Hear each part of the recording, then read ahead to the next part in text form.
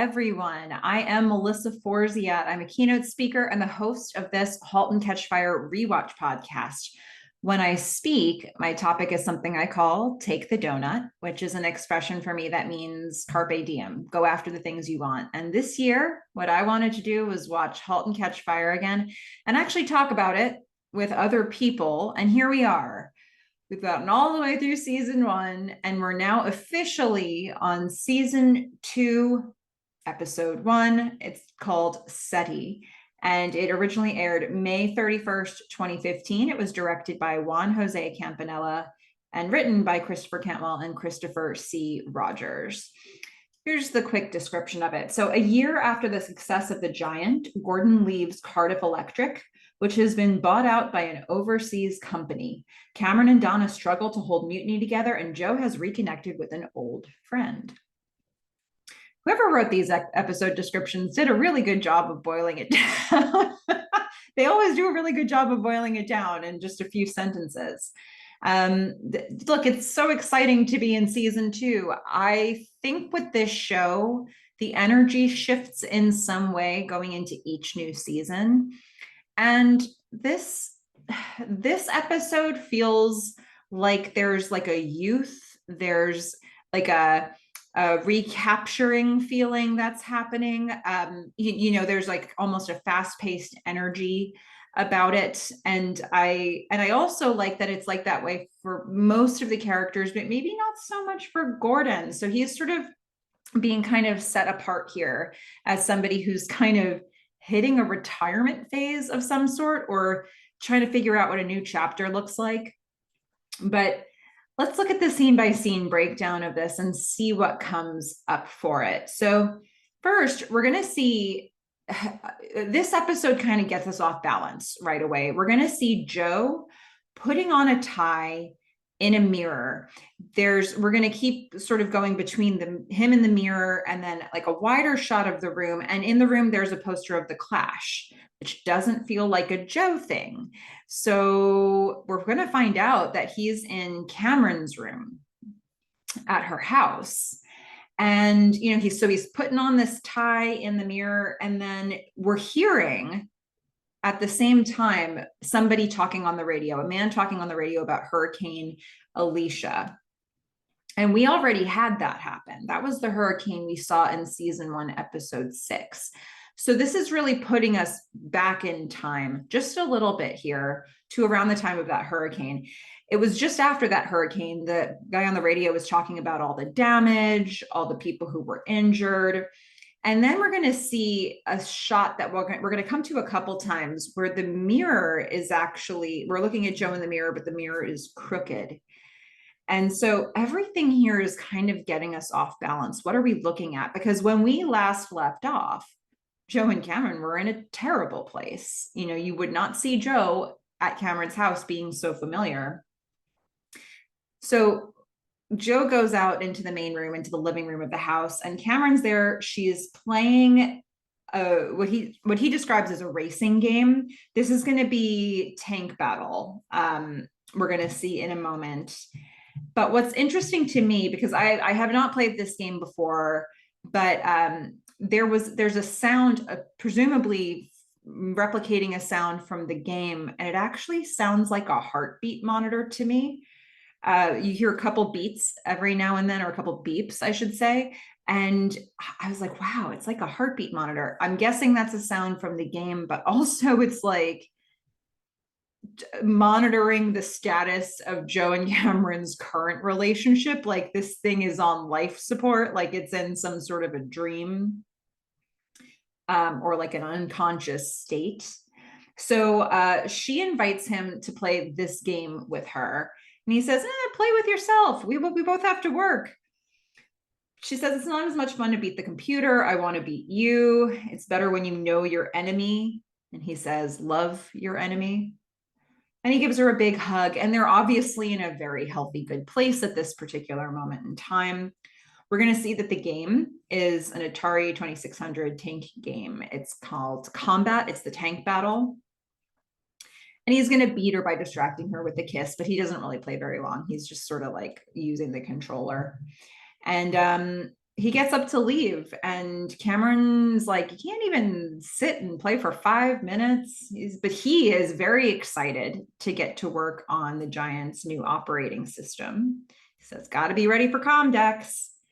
Says, don't play all day. And then he leaves, and she's still sitting on the couch looking after him. So they've brought us back in time, and they've done as many things as they can to quickly tell us what point in time they brought us back to, which was the night after, like right after the hurricane, when he comes back to her place and he says, I was just thinking, do you have anybody that you could call, that you could be with when something like this happens? And he says, show me your operating system. And she, shows him, and he's ready to listen, and he opens up to her. So we're showing about a week after that, this moment of sort of bliss in their relationship, this moment when Comdex is still ahead and her operating system idea is still on the horizon, something that they're both really excited about. And I really do believe he was excited about it, even though in the end they couldn't go with that for the original machine that they sold at Comdex. So we're going to go from here. We're going to fast forward in time, but I ask myself, why did they choose to show us this little snippet? It's like reminding us that there was something really good about this relationship. There was a moment when it was really functional, when they were on the same page, when they wanted the same things, that they have this connection. I think if you don't show this part and you're going to show Joe with Sarah later on, you can forget that he had this connection with Cameron. But there is something really strong that bonds them. It always has. And they've got all of these goals in common at this point in time. So it kind of roots us in that moment. And then we get ripped from that by going into the future. So we're going to skip over 1984, because we're going to watch Joe leaving this house, Cameron's house. He's going to go down the stairs wearing his shades. And then as Joe leaves frame, we're going to see the sun come up on this house. And Donna's going to run up the stairs into it. So it's March 1985 now. We did a time jump with sunlight coming up, basically. We're looking at 20 months after the scene that we just saw. And this whole thing just gives me chills. You're going to see in the interviews that I've been putting up weekly, there are a number of people who've been talking about this montage. It's not quite an opening montage because it was the Joe and Cameron scene that we opened with, but we're going to get an almost 4-minute oneer. The camera is going to just do an unbroken shot following Donna into the house, through the house. We're going to see everything that's happening in the house. And it's trying to capture an energy of what's going on in what is now the Mutiny House. And the song they picked for this, it just gives me chills when I watch Donna running up the stairs and I hear birds fly, whisper to a scream, and that you hear the drums, and there's so much energy behind it. It feels young and vibrant, and there's just a really exciting energy in the Mutiny House. And feels a little chaotic even, and all of that's going to be matched when we get into the house itself. So we're going to see, the first thing we're going to see is that, Donna goes in, she's going to see coders by the door. You can see in even this first shot, there's just people everywhere. This house is full. Every crevice is a workstation with somebody trying to do something in it. Maybe they know what each one of them is doing. Maybe they are all just doing their own thing, trying to make it all work. But there are a couple people who are sort of trying to make sense of it all, and then a bunch of people doing their own little projects. So we're going to see Donna comes into the door. And first thing we're going to see a few people working by the door. One of them is actively looking for his glasses, can't find them anywhere. Donna reaches into a pizza box, pulls out her glasses, whistles at him, and is like, hey, right over here. He's like, thank you. So you kind of figure this has happened a couple times before where she's entered to find this guy looking for his glasses. Then we're gonna, we're using a handheld cam to follow her, handheld camera to follow her through the house. So it feels like we're walking with her. It feels like we're part of the action. We're gonna hear Lev yell, "They're getting that shit everywhere." And we're gonna hear a character named Frosty say, "Pardon our dust, but expand we must." So they're just building out so quickly that they can barely keep up with the infrastructure in this house. Lev says we're running out of room for cables. We're stuffing them everywhere we can. Yo-Yo walks through the scene with a buzzsaw whirring, and he's like, "Morning." Lev's putting cables, they're all on the walls. He's like, "They're everywhere." Donna, we're going to follow her walking to her desk. So we're going to see these little snippets of moments, and the camera is going to be following Donna the whole way through. And, you just kind of glance at a couple characters and then you move on. So Donna walks now to her desk where there's a bunch of people working in that space. Carl is saying, "Why is everyone bad at chess?" Wonder Boy says, "Well, chess is hard." Bodhi says, "Well, I'm hard."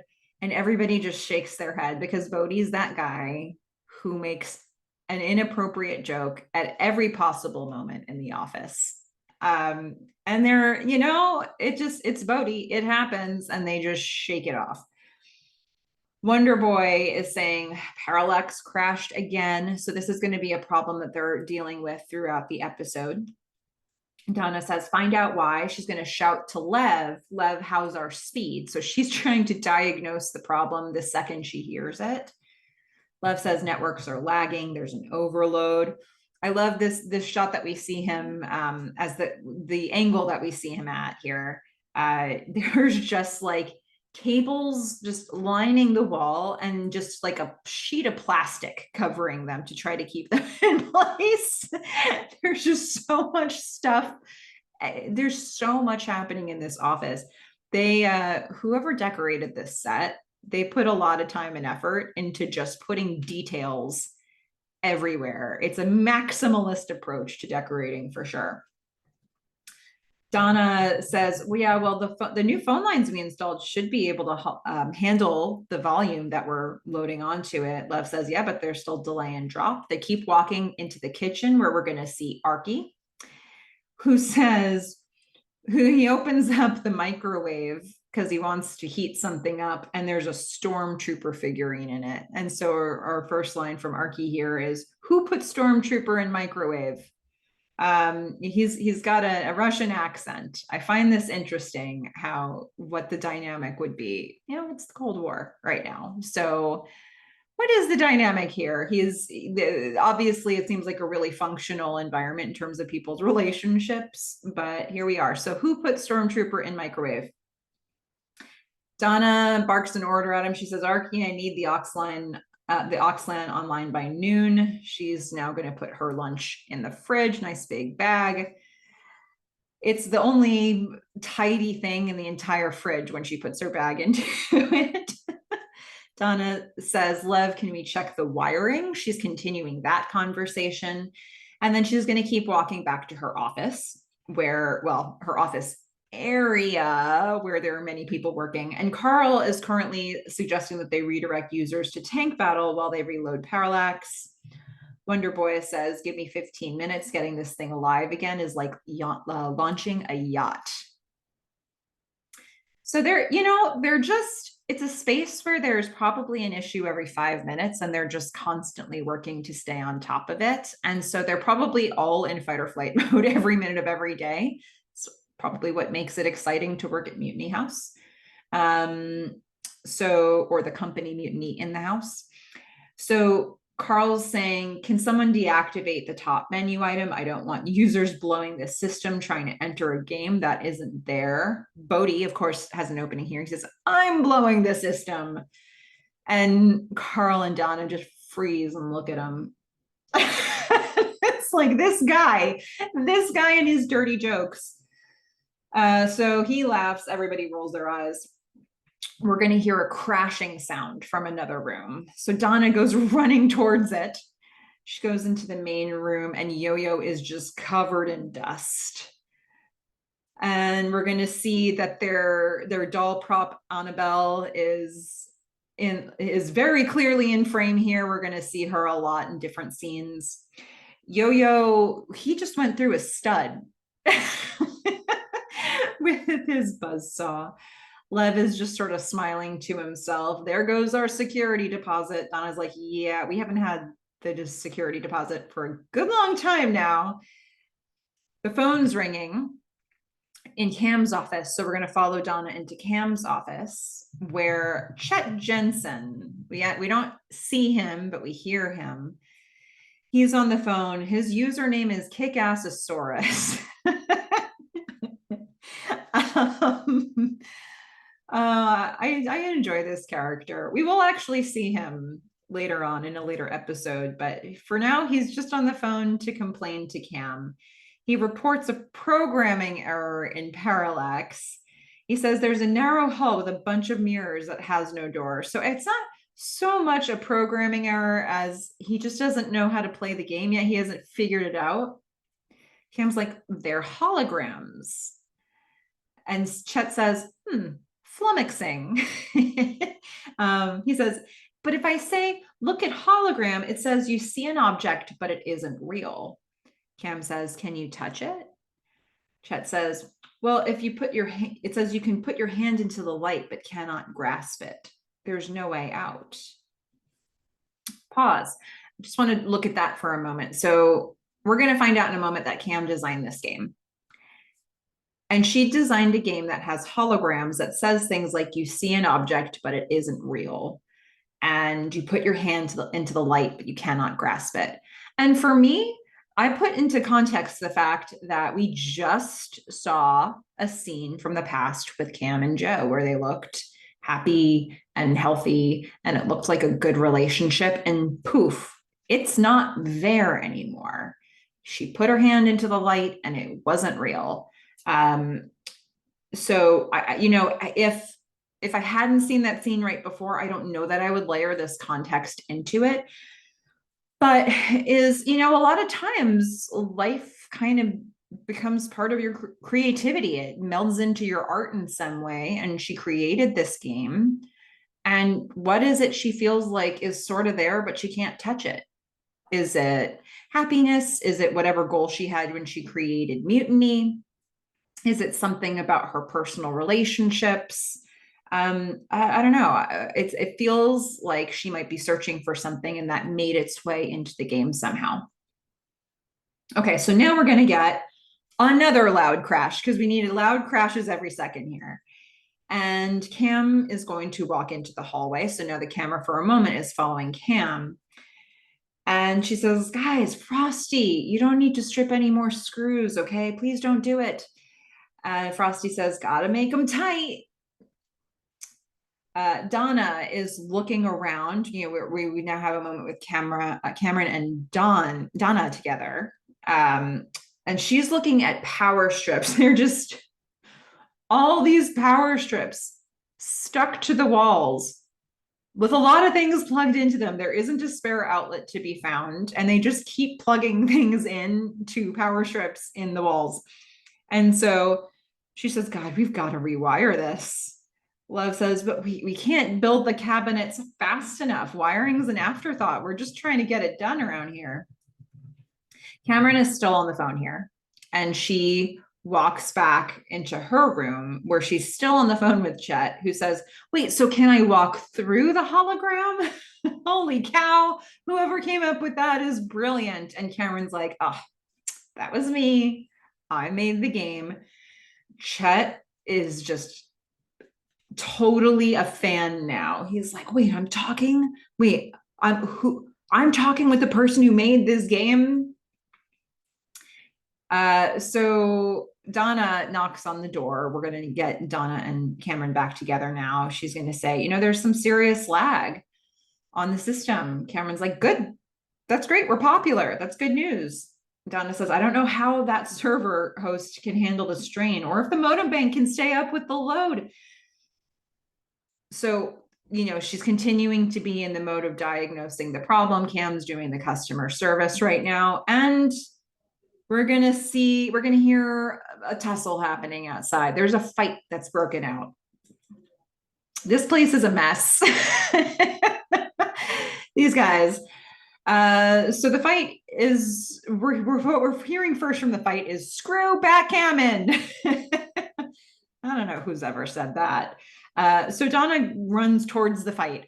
Donna runs towards everything that people would normally run away from. She's going to fights. She's going to loud crashes. Yo-Yo has Lev in a headlock. A second ago, these guys were fine. Carl is trying to pull them apart. Lev is saying Parallax keeps crashing because his version of backgammon is too big. Yo-Yo's like, no, it's not me. No way. Donna says, well, how big is it? Carl says, it's over 500K. Lev says, why does backgammon have to be half a meg? It's a square with circles and triangles. Why? Why so big? Carl's like, well, it could be all the colors. Yo-Yo says, colors are good. This is the guy who made a smiley face on a printer for Cameron. He is walking towards the kitchen during this whole conversation, so the camera keeps following to the kitchen. And remember, all of this is in one unbroken, highly choreographed shot. Lev says, our games have to run on phone lines, not on a plastic cartridge with a ton of memory. It's got to be smaller. Yo-Yo's like, well, that's why everything keeps sucking. Donna says, nothing sucks. It's okay. Yo-Yo says, but Parallax crashes all the time. Lev retorts, because you installed a big ass version of backgammon. Donna, Yo-Yo's just about to lunge for Lev again, and Donna gets in the middle of it, keeps them apart. She says, backgammon can't be the only reason that we're having problems, but until we figure this out, Yo-Yo, go ahead, recode it, make it grayscale. Yo-Yo's like, he doesn't like this solution one bit, but you know what? Donna's just putting out fires one step at a time here. So Donna leaves this conversation. She keeps walking. She goes back to Cam's office and the oneer ends. Okay, so this is the point where we've chosen now to go back towards getting coverage and, getting different shots in a scene. But that whole section was almost 4 minutes of just following people through that mutiny house. And I just am so impressed by how choreographed it is, because that space does not seem like a big space to be in. It seems like a very tight quarters for filming. And so they must have really had to sort of work through what the movements were going to be and what the timing of everything was going to be to get this done. So, okay, so now we're in a scene with Donna and Cameron, and Donna is in troubleshooting mode. She's saying, we should just unplug everything, get a better power solution. Maybe we can rewire stuff to help with the lag. Cam knows what she's saying. She says, nah, we're not taking this network offline. We're not doing it. We already get complaints about outages. We're not taking it offline. Donna's like, yeah, but if we don't, eventually we have to, right? Because it's just going to keep getting slower. We have to figure out what's wrong. We have to diagnose this. We have to fix it. Cam says a hard no. And we're going to see that Yo-Yo goes over to the TV in sort of the living room area, and he goes to play a game on a cartridge, a nice fast one with color. And I really like, if you look around this house, there's so many details, things on the walls, things that are decor. One of the things that I noticed is the lamp that's next to Yo-Yo. It's like it's got dice at the bottom and then a lamp coming out of the top. It felt very of the time period, although it could be of any time period, really. So he goes to turn on this game, and all the power goes out the house. And it's like, did he just blow the breaker? Lev says, I think we blew the entire block. Cam looks at Donna. She's like, I'm going. She's going to take care of it somehow. And that is mutiny. We just got a glimpse of mutiny at the end of season 1. we just sort of got into the house. We saw that it was starting up. There were a few guys in it trying to, get things set up. Donna finally starts working with them at the very end of the episode. And so now it feels like a little bit of time has passed here. They've had, a chance to build out, to grow their team and expand into a space that's not expanding. So they're just dealing with those growing pains. This actually reminds me, now that I'm saying that, so I used to work in the Olympic movement, and I did a lot of jobs with Olympic Winter Games. And when you work for an organizing committee for an event like that, usually what happens is, a bunch of different cities will go out to get the bid for an event. One of them will win it, but there are groups that band together to create the bid itself, like the city government, let's say the Olympic committee of that place, and you'll start to form an organizing committee, a company that's just going to be tasked with organizing that event should they get the bid. And then if a city gets the opportunity to host an event, now that organizing committee has to grow and grow and grow until that event to make sure they've run the event. And then as soon as the event's over, it disbands. So what's interesting to me is that I remember working for companies like that when, a couple years out, the growth is a little bit slower, but then you get about a year out and every meeting you go into, somebody's like, hi, meet this person. He's the new me. She's the new me. And then the next meeting you go to, they're like, hi, meet this person. She's the new me. And so you just, the exponential growth that happens there. And I remember trying to fit those people in the office. You have to get new buildings. You have to find more parking. You're making workstations out of places where there shouldn't be workstations. You're trying to get them hooked up for power. You're getting them devices. And it feels a lot like what I'm seeing here at Mutiny, except with Mutiny, the intention is for this to be long-term. They're not trying to be, operating up until an event and then disbanding. They want a company that'll last. So they have to come up with solutions that'll last. And, it's the push and pull. Okay, so after the opening titles, we're going to see an in-show commercial for the Giant Pro, which is the second device, the second computer that Cardiff Electric came out with after the Giant. So the commercial is going to show this guy. There's a voiceover from somebody saying, does your work have you feeling small and insignificant? And we're going to see a guy sitting at his workstation, looking pretty humdrum about things. And behind him is a bunch of clones of him working at their workstations. And the voiceover says, is it as boring as a handful of beans? So they went with the Jack and the Beanstalk reference for this commercial. So we're going to see this guy sitting at his workstation and he looks and he sees a giant beanstalk that's stretching up into the clouds past his computer. And the voiceover says, add adventure to your life. And now suddenly, he's wearing the costume of Jack from Jack and the Beanstalk. He's got a little hat with a feather in it. This is such a funny commercial. So the voiceover says, climb that ladder and discover the giant. So he skips over to the stalk and he looks up and he's like, wow. And he climbs up onto the cloud. And the voiceover says, introducing the giant's golden egg, the Giant Professional, up to 3 times faster than the IBM XT. And now we're going to see the aftermath of that. This guy is now happily working in a workstation by himself with no clones of him. He's in the middle of the clouds. And, the voiceover continues about how it's better in this way than IBM, better in this way than Apple Macintosh. And he just leans against a huge Giant Pro at the end. So that's the commercial. That's the commercial that they, have been running. And we're going to pull back and we're going to see that actually that commercial is being shown on screen in a talk show environment, in a news environment. So Gordon is actually being interviewed on DFW Moneyline by a guy named Chip Rowell. And they just watched the commercial together. So, when you watch a talk show and they say, let's watch a clip of this. and they usually show you a clip of a movie or a clip of a TV show or something. And in this case, they're showing the commercial. And Gordon is named, the interviewer says, okay, this is Gordon Clark. He's the president of Cardiff Electric. We're going to see Donna watching on from behind the scenes.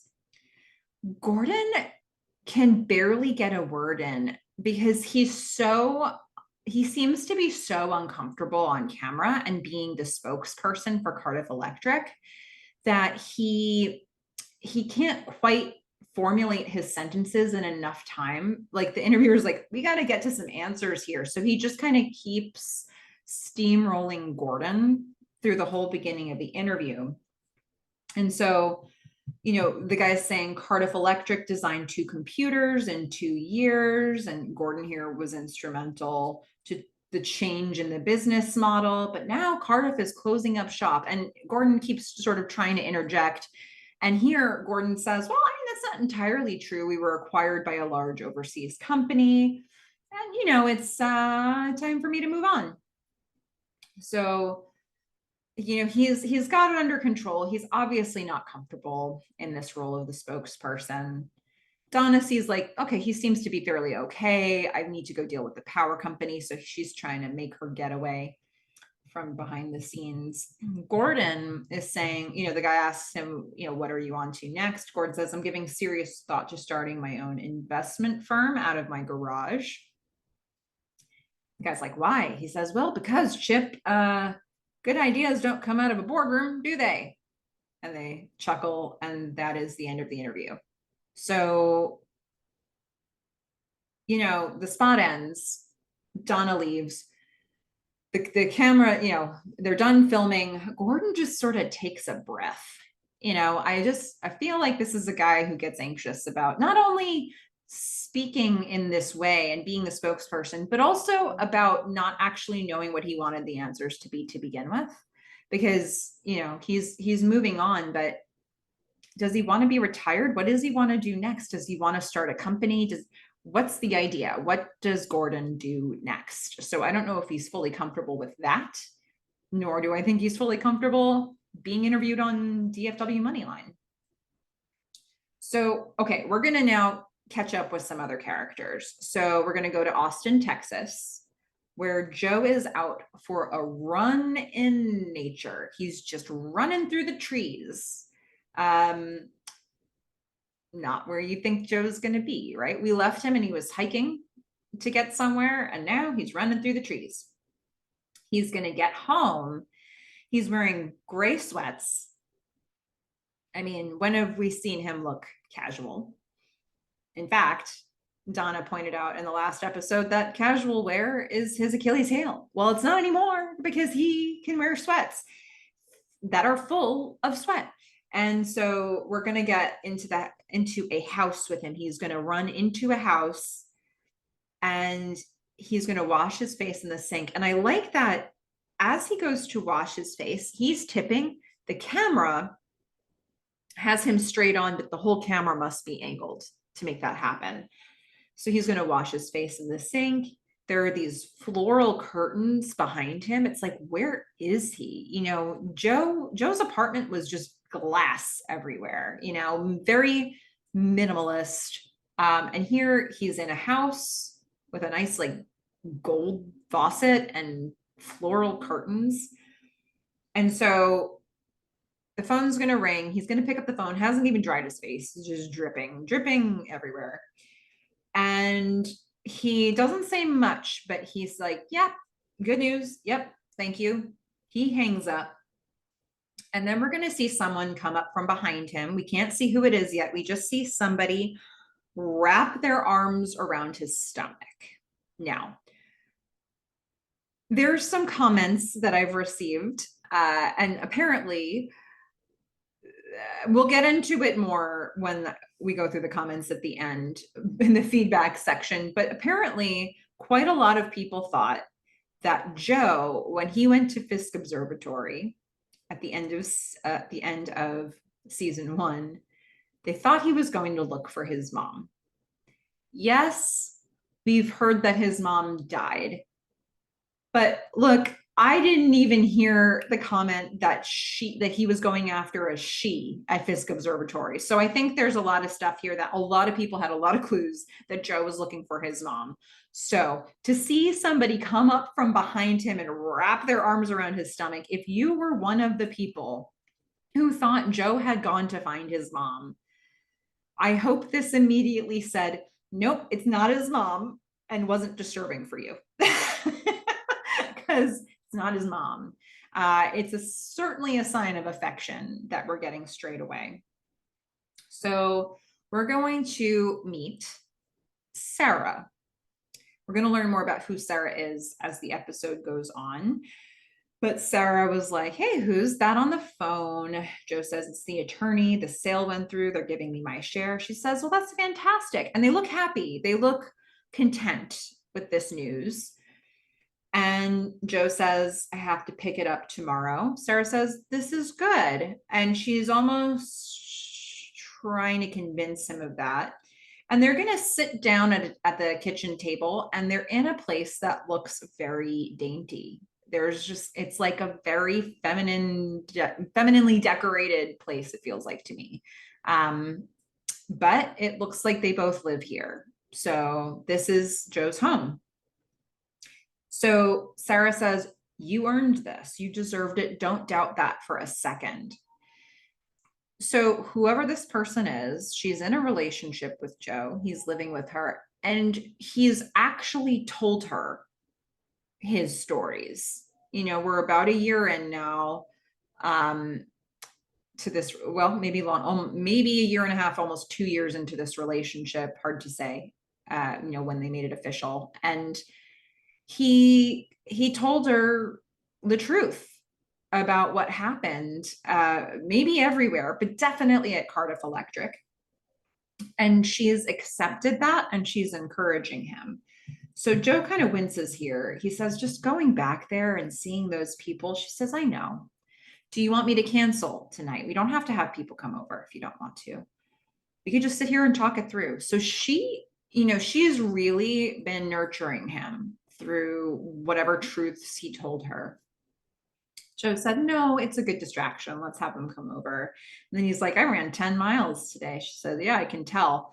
By the way, when you come back in from a run, the sweat starts coming the most like a couple minutes after your run is done.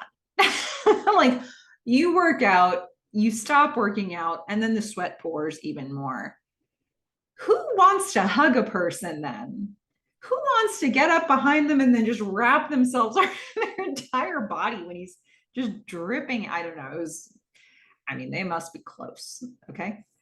Okay. So we're going to go back to Gordon. He's currently packing up his office at Cardiff Electric. He's looking at his, be a giant at the office. There's like a framed, I don't know what that is, if it was an article about the commercial. But it's framed. He's taken that with him. Movers are clearing out all the furniture around him. He has his desk in front of him, and he opens up a drawer and he pulls out a vial of cocaine and takes that with him, and then grabs his box, and the movers basically just yank the desk out from under him as he's taking the box in his hands. Like, it's time to go. Okay, you're out of here, Gordon. It feels like obviously all of this was organized and he knew they were coming, but because of the way this scene is playing out, it feels like it's just his furniture is being ripped out from under him, and maybe Cardiff Electric was ripped out from under him. I don't know if he anticipated, from what I'm seeing in this scene, I don't know that he anticipated that it would be done. And we then later in this episode, we're going to hear comments about how it wasn't his choice. Nathan sold the company. And that's what it feels like here. It's just like, we're taking your desk. He's like, I'm going to grab my box of stuff. So he goes over, he looks out the window. It's kind of a Joe thing to do. We've seen Joe do that very thing at his old apartment at times. And here's Gordon looking out the window. So we're going to go to the party that Joe and Sarah are hosting. I really like this space. It's an outdoor scene. There's a bunch of people huddled around a fire pit, like, but it's like a bonfire pit. And then there's all of these candles and all this different lighting around this dark backyard. It was really quite beautiful in how they lit this scene. So they're playing a game. They're playing the Who Am I game, the one where you put a post-it on your forehead with the name of who you are, and you don't know who you are, and everybody has to give you clues. Like basically you ask yes or no questions, and people give you yes or no answers until you can guess who you are. So Sarah is currently trying to guess who she is, and she's male, she's in entertainment, sometimes a singer, allegedly dead. She guesses Andy Kaufman. She finally gets it right. She shouts over to Joe.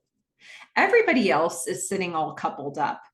Sarah's sitting alone. Joe is standing off to the side, looking serious, looking like Joe might look at a party.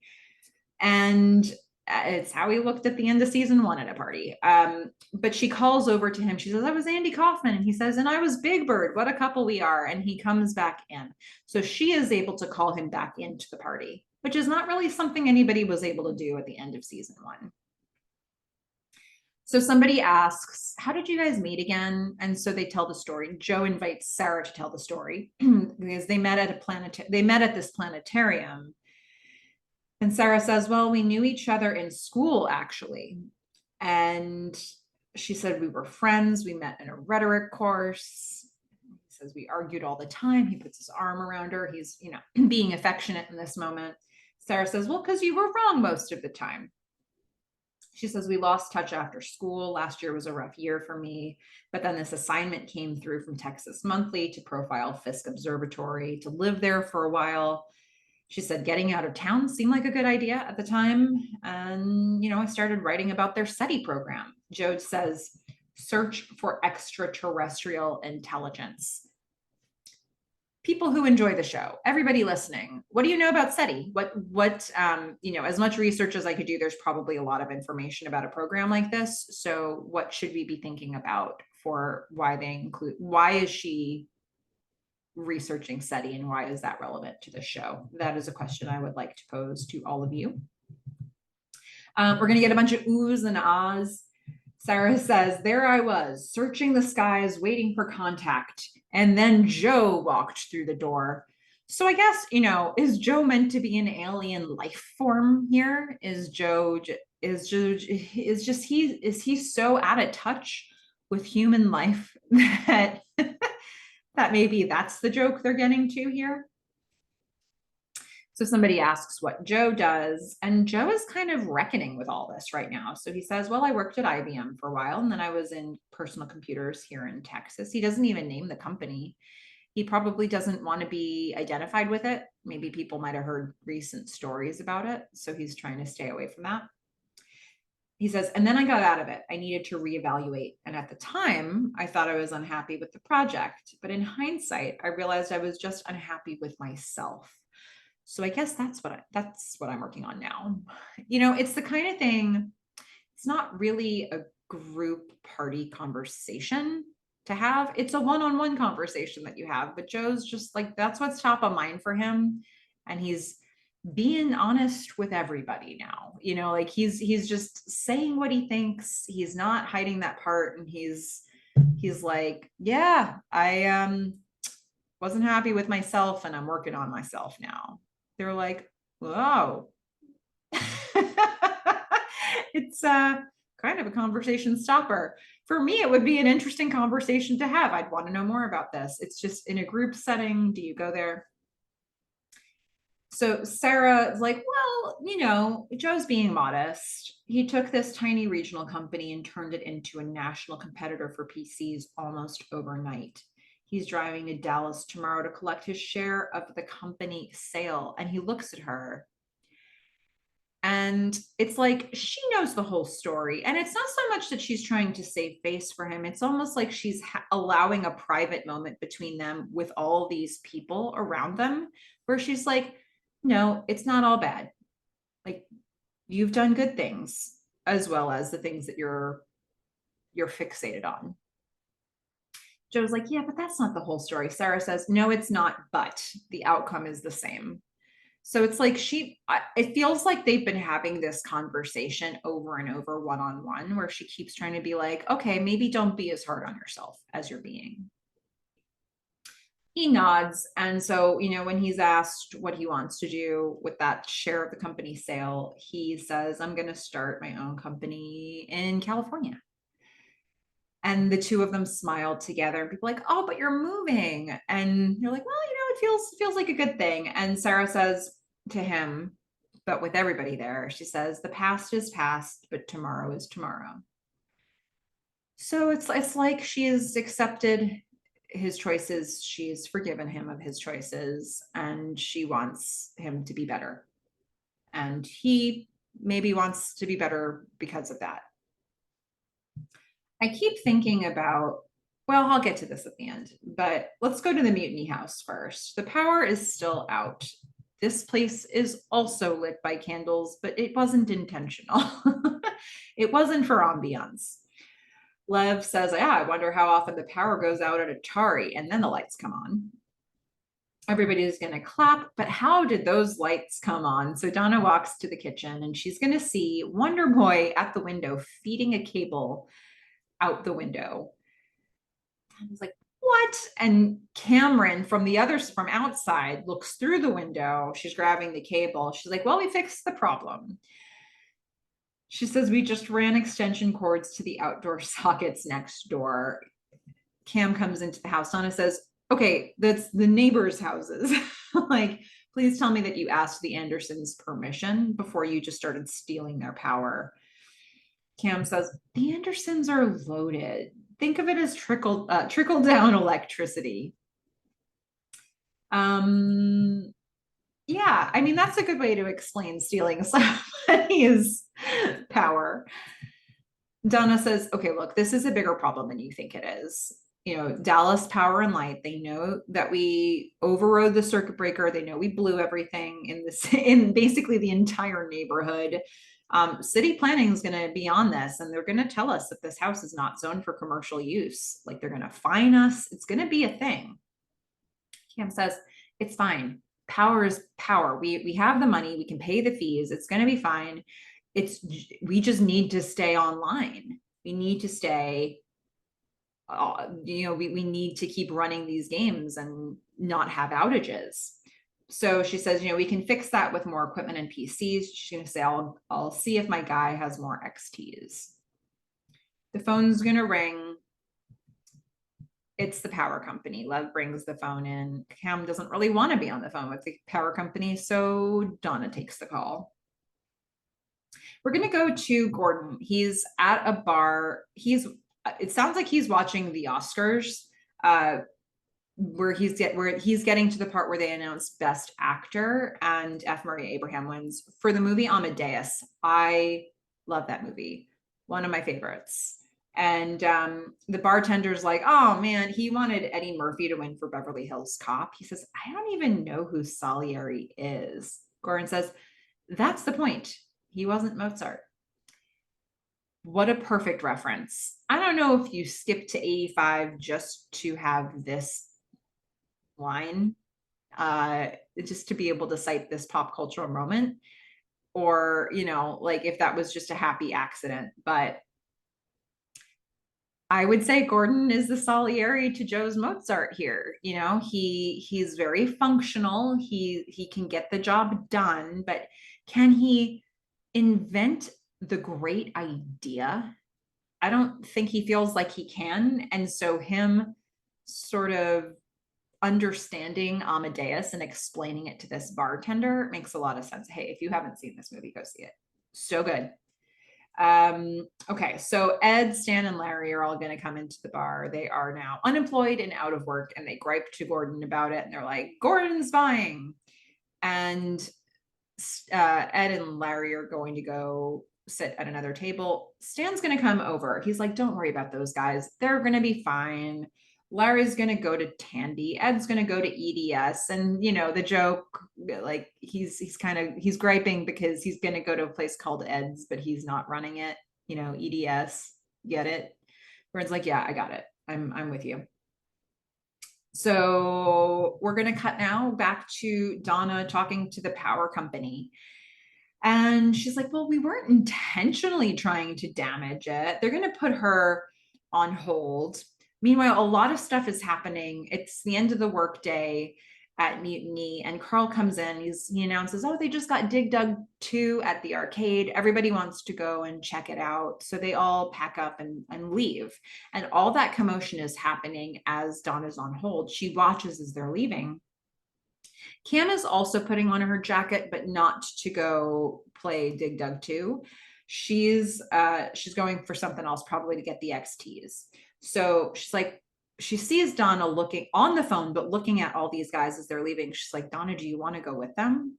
She says, if you want to go, you don't have to wait for them to ask. You can just go. I really like this line.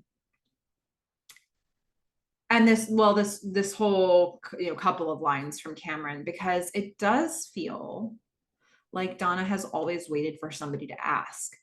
She was really happy when Gordon finally asked her to work at Cardiff Electric. She was honored when Cameron asked her to work at Mutiny. She never sort of inserted herself and said, I want to work here. She might have brought it up in a conversation with Gordon at one point before he actually asked her, but more as a complaint that he hadn't yet asked her. She hasn't felt comfortable to be assertive in her own skin and say, this is what I want. So Cameron saying this to her, it's like it's permission to say, Donna, you don't just have to take what people are giving you. You can ask for the thing that you need and the thing that you want. And I think that's a lesson that Donna's learning in this episode throughout the episode. So Cam's saying it here because Cam does operate that way. She says what she wants. And because she says it, she sometimes gets it. So Donna's like, yeah, but then who's going to deal with the power company? Because who else is going to take this call? Cam says, let them send a bill. It'll take care of itself. Donna's like, right. That's a great mature adult solution to this. Good system. Cam says, do you have a problem? Donna does have a problem. She's about to explode. She says, yeah, you made this a place without a boss, and that sounds good, but it translates into a bunch of crap falling through the cracks that I end up having to deal with. Cam says, then why don't you just keep being the savior we all supposedly need so much? And Donna says, I don't want to be the mom here. I do that at home. I came here to do what I love. She follows Cam to the door. She shuts the door. And that action, without spoiling anything, is going to remind me of a future scene in season 3. Just the slamming of the door and keeping somebody inside.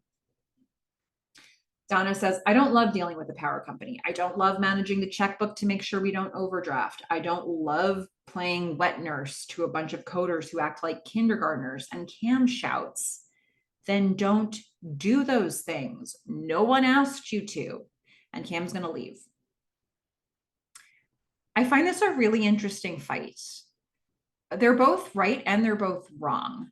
I think this is one of those fights where you reveal important information to the other person and then you have some things to sit with yourself. Cam is correct. Nobody asked Donna to do any of these things. Donna feels such a code of responsibility. She's so used to making things run at home that she inherently feels obliged to take on these tasks that she doesn't want to do. And it's true. Like Cam says, nobody asked her to do that. So if she doesn't like them, it's a little bit her fault for just doing them and feeling bitter about it. But on the other hand, Cam brought Donna in because she kind of wanted Donna to do this stuff. No, she didn't ask her, but this is part of why Cam wanted Donna to come in. She wanted Donna to mom her way through that office space and make it functional. So Donna is sort of calling out the, like, I didn't want to do this type of stuff all the time. And you need to be a leader, like there needs to be somebody leading this, somebody who wants to do these types of tasks. So that's all happening. And, on Donna's side, it is true that, uh, you know, she does feel the onus is on her to do this stuff because nobody else is going to. And how, like, yeah, there are people who are helping with pieces of the project, but there's nobody project managing to make sure that the house is running smoothly. So, the operational stuff feels like it falls to her because it kind of does fall to her. But on the other hand, she doesn't have to say she's going to do it. She could be proposing other solutions, and she's not. So this is a fight that needs to happen. This is a fight that needs to get them to a place where they can find a new way to operate that's going to be acceptable or more acceptable to both of them. Okay, so we're going to go back to the bar where Gordon is still talking with Stan. And he's just, I think he's really sitting with this idea that this wasn't him deciding that things were done with Cardiff Electric. He says, I'm sorry to all of you guys. I did everything I could to keep things going at Cardiff. Nathan wanted to sell. I fought. I wanted you guys to be able to keep your jobs. Stan's like, yeah, but so I don't know if Gordon is who he's apologizing to, who he feels bad about here. Because Stan reassures him. He says, you don't need to apologize for making out like a bandit in the sale. I'd have done the same thing. And before you took over, I was updating system software packages. I was doing nothing too interesting to me. He says, because of you, we built 2 machines in 2 years from the ground up. Gordon's like, no, the Pro was just a giant with a bag on the side of it. He understands, again, the Mozart Salieri thing. The giant was the innovation, and the giant was only a partial innovation because had it had Cam's OS in it at the end, it would have been something that really blew people away. But that machine was an innovation. The Pro was just sort of a few extra bells and whistles put onto the giant in Gordon's mind. And he's sitting with that right now and thinking, yeah, but what did we really do? So Stan says, no, the Pro was amazing. The giant was amazing. I wouldn't have had the opportunity to do any of it if it weren't for you. Gordon's bar is really high now. He's worked with Joe. He's worked with Cameron. He's worked with people who are real innovators and idea people. And Gordon didn't feel like he was able to live up to that when it was all under his leadership. But Stan's encouraging him, and Gordon looks at him with, some amount of hopefulness. And then Stan reminisces about something Gordon does not remember. Stan says, remember the one night when you couldn't find the music? When we were debugging the Pro, it was 4 a.m. in the kill room. You couldn't focus because you thought someone was cranking Dreamweaver in the parking lot. You go out to check. Gordon's like, what? Stan keeps going. He says, and then you came back and then you took out a ceiling tile and you climbed up into the ceiling and you were looking for where Dreamweaver was playing. Remember that? It was amazing. Gordon's like, yeah, sort of. He definitely doesn't remember this. And it's a little bit alarming. Gordon's like, when was this? Stan's like, well, I think you were there. We were all just so coked out of our minds. So maybe was this in Stan's memory? Was this something Gordon was doing in sort of a manic state because he was on drugs? What was this? But we're getting this, like, who remembers this correctly? Like it's really alarming to Gordon that this whole story about him is being told that he has no recollection of whatsoever. Meanwhile, he just took the Coke out of his desk. I don't know. Does he want to have more experiences like this? So, okay, we're going to go back to the Clark house, and it's the morning. Donna's putting on her shoes. She's getting ready for work. She's trying to get everything organized. She's a little scattered. She's just trying to get things done and get out of the house. Meanwhile, Gordon is just chatting it up with her because he has nowhere to be. He's like, I'm feeling really good about this. He's making her coffee. He's trying to help her, but he's mostly just talking to her. He's like, but this is the best way for this chapter to end, really. I mean, time, it's a precious resource, and I've got a lot of it now. I could do whatever I wanted to do. I'm going to spend more time with the kids. Do you know and meanwhile, she's looking around, she's looking for her keys. He finds her keys for her. Gordon's like, did you know that Joni can sing all the lyrics to Hey Jude? Isn't that incredible? Isn't it absolutely phenomenal? And Donna's like, where are the girls? She's just trying to get things done in the house. And he actually is helping her by identifying where things are. But she just doesn't have the bandwidth to hear all of this from him. And so Gordon's like, well, they're dressed. They're in the car already. It's fine. So she's like, okay, cool. So she's about to leave and then she freezes. She's like, I forgot about the closing today. Gordon says, it's fine. I'm just going to go. I'm going to sign my name. And she says, and you're going to collect a check with an incredible amount of money on it. She says, you really did it. You worked hard for this. I'm very proud of you. And for a moment, for one single solitary moment in this episode, Gordon looks satisfied with himself. And I think it's worth noting that he feels satisfied with himself because Donna is praising him. Okay, so that's something, right? That's where they are right now in this relationship. Donna leaves. So probably he will feel unsatisfied again very soon. All right, so we're going to go back to Mutiny. Donna and Lev are watching, they're looking at a computer at Lev's workstation, and they're sort of just marinating on what's happening there. So Donna is noticing that there are people who they're still chatting over 15 minutes after their tank battle game ended. And Lev's like, this happens a lot. And sometimes they stay on for longer. She's like, yeah, but they're paying $5 an hour to talk about what they're doing over spring break. So this is sort of an interesting, like, they're here to make friends and chat just as much as they're here to play games. Meanwhile, Cam leaves. She says, I'm going to go meet my XT guy. You good? Donna says, I'm fine. Cam says, good. So, okay. So the night before, Cam was not going to meet the XT guy. I don't know. I don't really feel like she was going to play games with the guys either. I don't know. Maybe she was, but it doesn't feel likely. She was just going to leave and do something. But now, so she's going to go meet the XT guy, and they just have this sort of terse exchange between them because they left off on this fight. So now we're going to go back to, okay, we're going to go to Gordon. He's at the Cardiff Electric office. Today is the day. They're picking up the checks. Gordon is sitting in the waiting room, sort of in the reception area of the Cardiff Electric office. There's a few people waiting in that room too. We're going to hear the ding of the elevator. Joe's going to come off the elevator. And I like this choice. Gordon sees Joe before we do.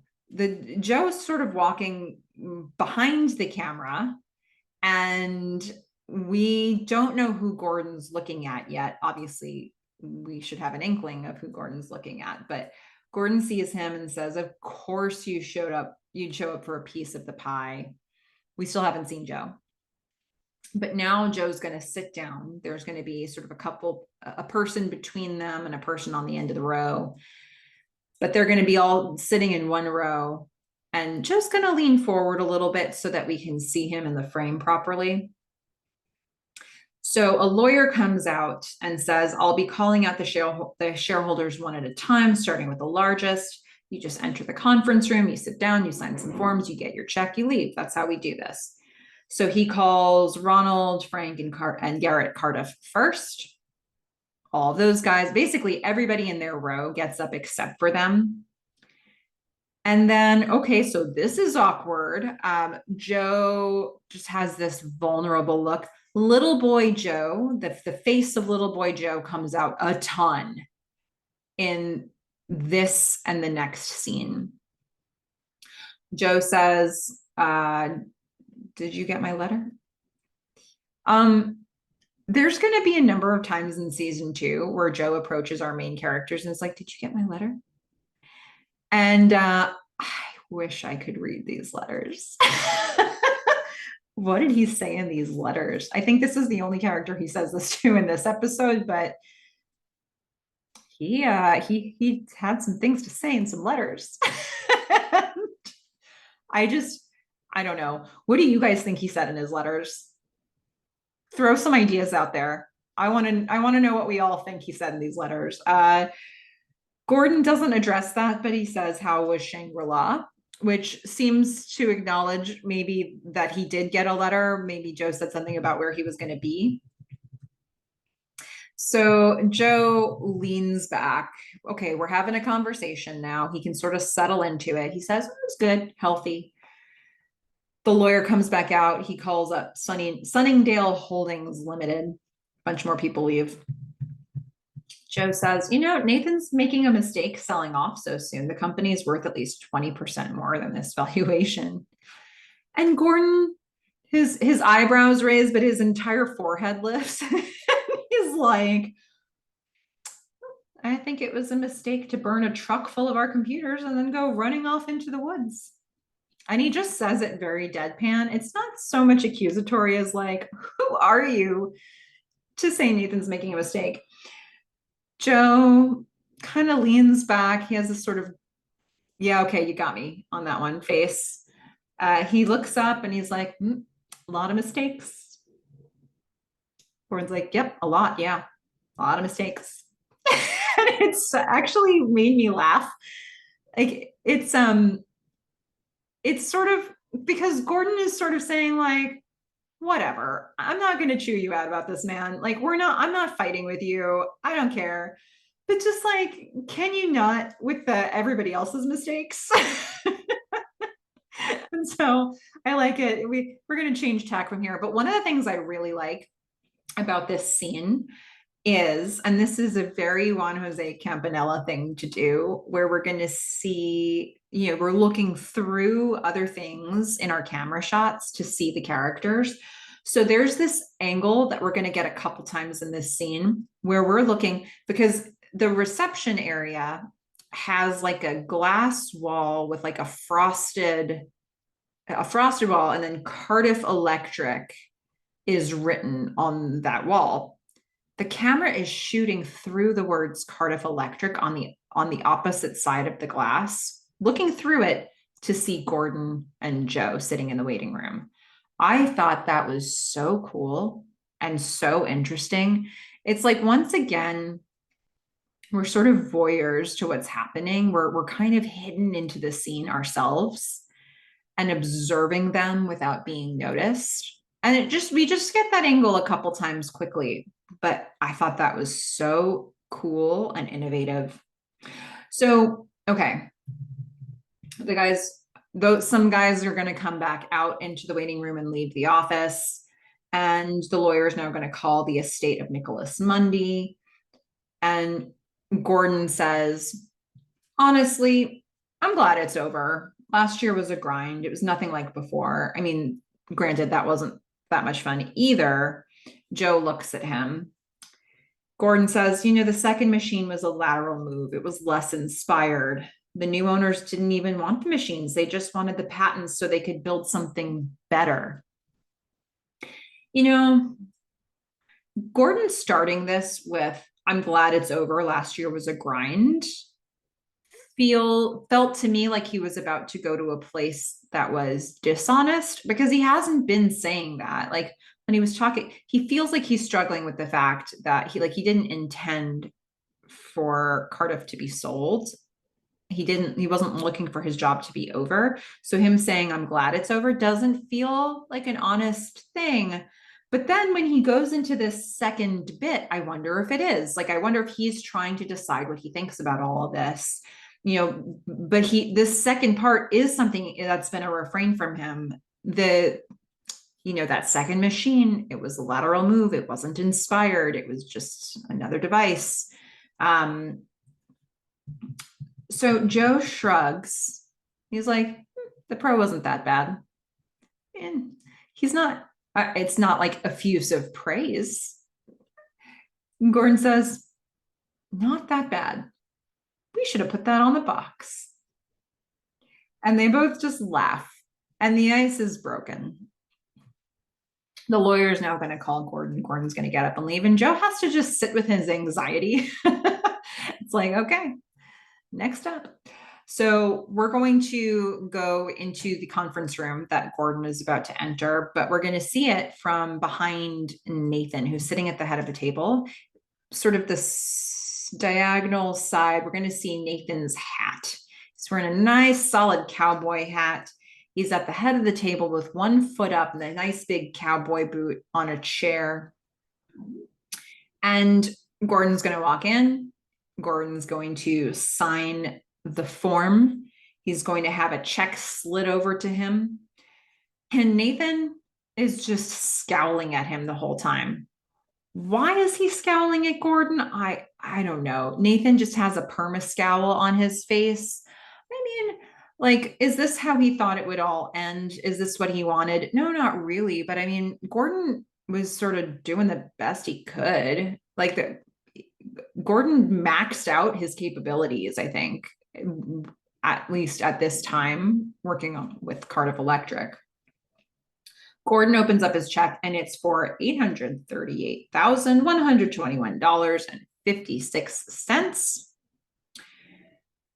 I don't know if Gordon knew it was going to be that much money. He looks a little surprised. So he says, so I can just take this to the bank? The lawyer is like, yeah, that's still how checks work. This guy. Nathan says, well, thanks for the memories. Gordon leaves. Yeah, I don't know. Nathan's not a happy man. All right. So now the lawyer from inside the room is going to call in Joe McMillan. He's announcing Joe McMillan is entering. Joe enters. Nathan, that scowl just deepens. Joe, he's going to sit down. He's going to sign the form.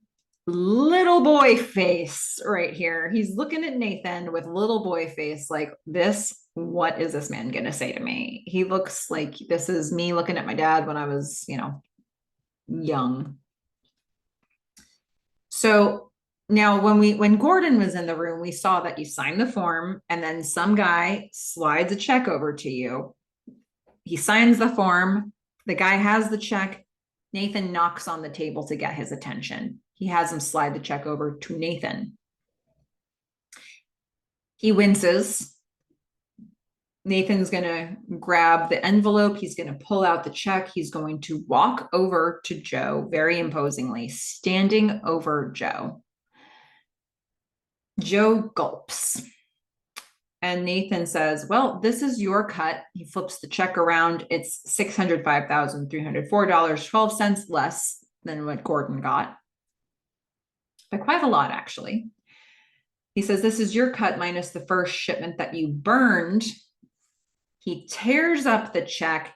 He drops the pieces right in front of Joe's face. Joe leans back. Okay, here we are. I guess they can both take their gloves off now. Joe sort of does and sort of doesn't. He's more passive aggressive about it. Nathan says, you get nothing. Not one red cent. You go ahead and sue my ass if you want to. I'd love nothing better than to tell a jury what you did here. You destroy lives. You cost dozens of good, honest people their jobs. Joe, the amount of intensity in this scene between these two characters, I would have loved to be on set for this. There's like an energy between these two. For Nathan, it's in words. Like he has at least the tool of his words to help communicate that, but also his scowl, and he's leaning over Joe. He's standing over Joe. He's imposing. It's dark. And the depth of his anger with Joe is palpable.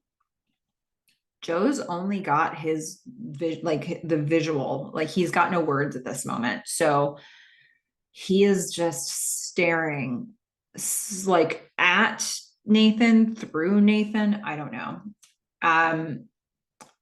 Nathan continues, you sent my SVP of sales, my friend John Bosworth, to prison. And for what? A doorstop of a computer with a fancy screen and no legacy. So he is referencing back to our last episode where Joe basically, got Nathan not to sell his company way back then, almost 2 years ago, on the promise that this was all about his family legacy. Nathan's like, nope, that did not pan out. Him referencing John Bosworth here, didn't he call the feds on John Bosworth? Like, it doesn't seem like something that got flagged that Nathan then got called. It seems like Nathan noticed it and called the FBI or called the authorities, and the FBI came in. That was my interpretation of how it went down in episode, was that 8? So, okay, like I feel like he has partial responsibility here for the choice of John Bosworth being put in prison. Yes, Boz is accountable for what he did, but I don't know, maybe I'm understanding that incorrectly. Let me know if you understand it differently. So Nathan's going to scoff. He says, some folks say this sale's a success. I think my father would have called it cutting the nuts off a bull and turning it into a steer. Yep. So he is not optimistic about this outcome. He starts to walk back towards his chair. Joe says, it's good you're getting out now. Nathan freezes and turns back because the gall of this guy, right? Joe says, well, Nathan says, what? Like, you deign to speak to me in this moment? You have no grounds. Joe says, something's coming. It's going to be big, and it's not going to include this place. It won't include you. Nathan, I really like this touch. Nathan kicks a rolling chair. So not only is there the aggressive action of kicking the chair, but there's just this deafening sound of the chair rolling across the room and crashing into a wall. I liked that. It felt like a big impact thing to do in the scene. Nathan says, you entitled little bastard, keep believing your own bullshit if you need to. You're always going to be the same selfish son of a bitch wrestler trying to get his. He walks back to his chair, to the window. Joe sits with that and he just says, well, you stay healthy, Nathan. Joe leaves. Camera's going to be slightly tilted as he's walking out of the room. It's almost like, I don't know, like things are off for Joe, but they're the most off in the house when he's like washing and splashing water on his face and standing in front of a floral curtain. And here, when he's getting chewed out and a older male figure is yelling at him, it's sort of put things a little back in order. I don't know. It's sort of bleak when you think about it that way. All right, so Joe's going to go out. He's going to see Gordon at the elevator. Gordon's still there. He must have grabbed a box of his stuff. Gordon says, well, what are you going to do with your share? Joe, they're waiting for this elevator door to open, and Joe just stands there. He's shaking his head, and he looks down. And Gordon doesn't notice any of that. Joe says, I don't know.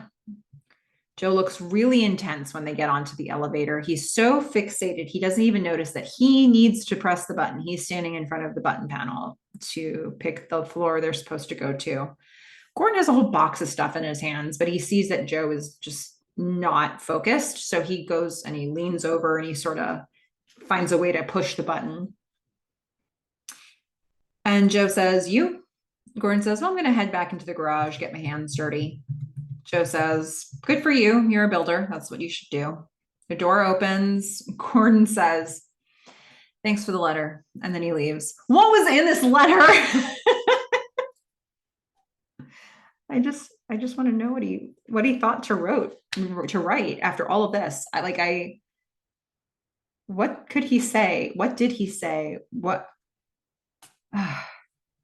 fans of the show, we need to get on this. Come up with what we think this is. I don't know. Your thoughts are welcome here. Okay. Joe is just frozen in place and he just closes his eyes, pained. Okay, we're gonna go to a parking lot outside at night, looking a little sketchy. Cam she's in her truck. She's, got the bed down, or not the bed, just she's flipped down the back. She's sitting on it. She's listening to a song on her Walkman. Pink turns to blue. A station wagon pulls up. It's Donna. So we know she was going to meet the guy with the XTs, but Donna pulls up. Donna says, well, you said I didn't have to wait to be asked. Lev told me you were here. Okay, so this is what Donna wanted to do. She's going to sit with Cam. Cam says, well, the guy's always late. Donna mentions she was supposed to go to dinner to celebrate with Gordon, but she'll do that after. Cam says, celebrate what? Donna says, the last day at Cardiff. Cam says, wow, well, I'd really love to see a wrecking ball swing through that place. No love lost for Cam with her experience there. The van is now going to pull in. Donna's like, how do you know this guy again? I think she acknowledges that this is a bit of a sketchy situation that they're in. Cam says, well, he plays parallax. He sells secondhand equipment. Donna looks a little skeptical. Cam's like, fine, he's a fence. It's stolen. It's stolen stuff, whatever. So this guy, his name is Rick, but I don't know that we hear his name in the episode. Rick gets out of his van. He's like, Mamacitas, the gear is here. He opens the back of the van. He's got XTs. He leans in. He looks at Donna. I've never seen this person before. He says, what's with Mrs. Garrett? This is a Facts of Life reference, I think. So in just another, throwing salt in the wound sort of thing. This guy's never met Donna, calls her Mrs. Garrett. Mrs. Garrett was the house mother for a bunch of girls at the Eastland School for Girls and the Facts of Life. The house mother. She was the house mother. And he's like, what's up with Mrs. Garrett? She doesn't want to be the mom, but everybody just labels her as the mom. Donna says, excuse me. Cam's like, she's fine. She's cool. Donna's going to look at the machine because she wants to check it out. They're a little banged up. One of them doesn't have video cards. She says, like the price, it should probably drive down the price a little bit. The guy's like, nope, this is retail. This is not wholesale. Donna says, well, technically they're stolen. Cam's like, shh, stop with Donna. And she doesn't want to blow this deal. So Donna says, well, do you mind if I plug these in? I brought a power inverter. And the guy says, yeah, I do mind. Cam says, we'll take them. Cam doesn't want this deal to go away. So he says, they're going to negotiate now. He says $3,000. She says 500. He's like, what? These list for 7,500 each. She says, yeah, we're not paying list price for these. And so he says, pretty ballsy of you two out here alone. And I think he means to be as threatening as he can possibly be by saying that. And they stand their ground. And Cam says, yeah,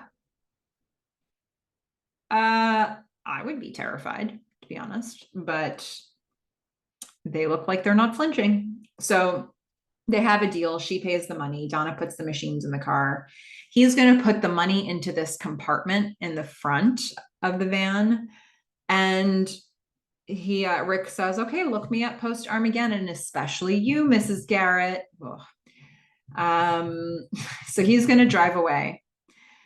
Donna is going to turn on the XTs, and when they boot up and everything is in another language, they're counterfeit. Cam's like, oh my God, can we still use them? Donna says, can you code in Chinese? He ripped us off. Cam cries out in frustration. Oh, she just screams into the night. So, brave move, but they really probably should have checked out the merchandise before they let him drive away. All right, Gordon is on the phone at his house, at the Clark house, and he's on the phone with Donna, who I guess is letting him know, like, I'm not going to be home soon. Gordon's all dressed up because, they're meant to go out to dinner to celebrate the sale of Cardiff Electric. The girls are all dressed up. They look adorable. Oh gosh. Joni knows exactly what this is. She says, mom's not coming, is she? Gordon says, mommy's got to work late again. The girls are crestfallen. I don't know that I've often used the word crestfallen in conversation, but if I could put a picture next to crestfallen in the dictionary. Young Joni and Haley are it. My heart breaks for them a little bit. Gordon says, well, no, we can still go celebrate. How about this? Y'all want to get ice cream for dinner? And their faces light up. Not crestfallen anymore. They're like, yes. Gordon says, y'all want to go to Brahms? Yes. Whatever you want. Yes. And they go running out the door. And he's like, we'll get some vanilla ice cream and hot fudge and bananas. Yes. They're running out. Morgan Hinkleman and Aladdin Kavanaugh, everybody. Those two. So cute. All right. So we're going to cut from them running out screaming to they're all back in their kitchen eating the ice cream. I think Haley's got like a root beer float kind of thing, and it looks like Joni's got maybe sort of a banana split kind of deal. Hard to say exactly, but they're enjoying their ice cream. Joni says, Daddy, are we rich now? Gordon says, I don't know how to answer that question, sweetheart. She says, well, are we millionaires? And Gordon says, well, with some smart investments, I guess we could be in like 4 or 5 years. Haley says, Joni's thinking, she's older, she's thinking more in quantifiable terms, but Haley's like, I wonder what the buying power of this thing is. Haley says, can we buy an elephant? And their faces both light up. The very idea that the Clarks could own an elephant just changed everything for them. Gordon says, well, maybe theoretically. Haley says, so can we? Like, don't give me this theoretically business. Will we get an elephant or will we not get an elephant? She says, can we? Gordon says, well, you never want to get just one elephant. Elephants are sensitive. They get lonely if you get just one. You got to have at least 2 elephants. And frankly, I don't know if we have the room. And we're going to see a wider shot of them. And Gordon's sort of like scanning the room to think, could we fit an elephant in here? And Haley starts to look around like, could we fit an elephant in here? They probably can't, let's be honest. So Joni says, okay, so if we're rich now, why does mommy have to work so late? It's an excellent question. Gordon is possibly wondering that himself, but he doesn't have to answer because his nose starts to bleed and Haley catches it. And you see this wonderful moment of just mild alarm from Alana Kavanaugh. She's like, your dad, your nose. And then Joni chimes in. She's like, Dad, your nose is bleeding. And Gordon is immediately going to try to comfort them. He needs to take care of it, but he's like, I'm okay. I'll be fine. I'll be right back. He leaves the room. We're going to cut to what Donna is actually up to. So Cam and Donna are having a drink at a bar. They're waiting for Rick to show up so that they can fix the mistake that they just made. And they're going to have a little conversation here about their first impressions. Cam says, I remember the first time I met you. You were just a perfect Dillard's catalog businesswoman with big judging eyes. And when she says perfect Dillard's catalog, Donna she's like, see? And then she's like, judging eyes. Donna laughs. She says, I wasn't judging. I'm just used to looking at Gordon. And they laugh. Cam says, where is this asshole anyway? Look, for Rick. And Donna says, well, you're just as intimidating. Cam says, no. Donna says, you are. You pride yourself on it. She tells a story. She says, remember when we launched the network? It took 4 days straight to get it live. It was like raising a barn. And Cam's going to reminisce too. She says, and Parallax wouldn't boot from the menu. Donna says, halfway through, a bunch of us thought it was never going to happen. We were done. Mutiny was over before it started, but not you. You didn't give up. So I do not want to spoil anything and refuse to spoil anything for those who haven't seen the show in its entirety.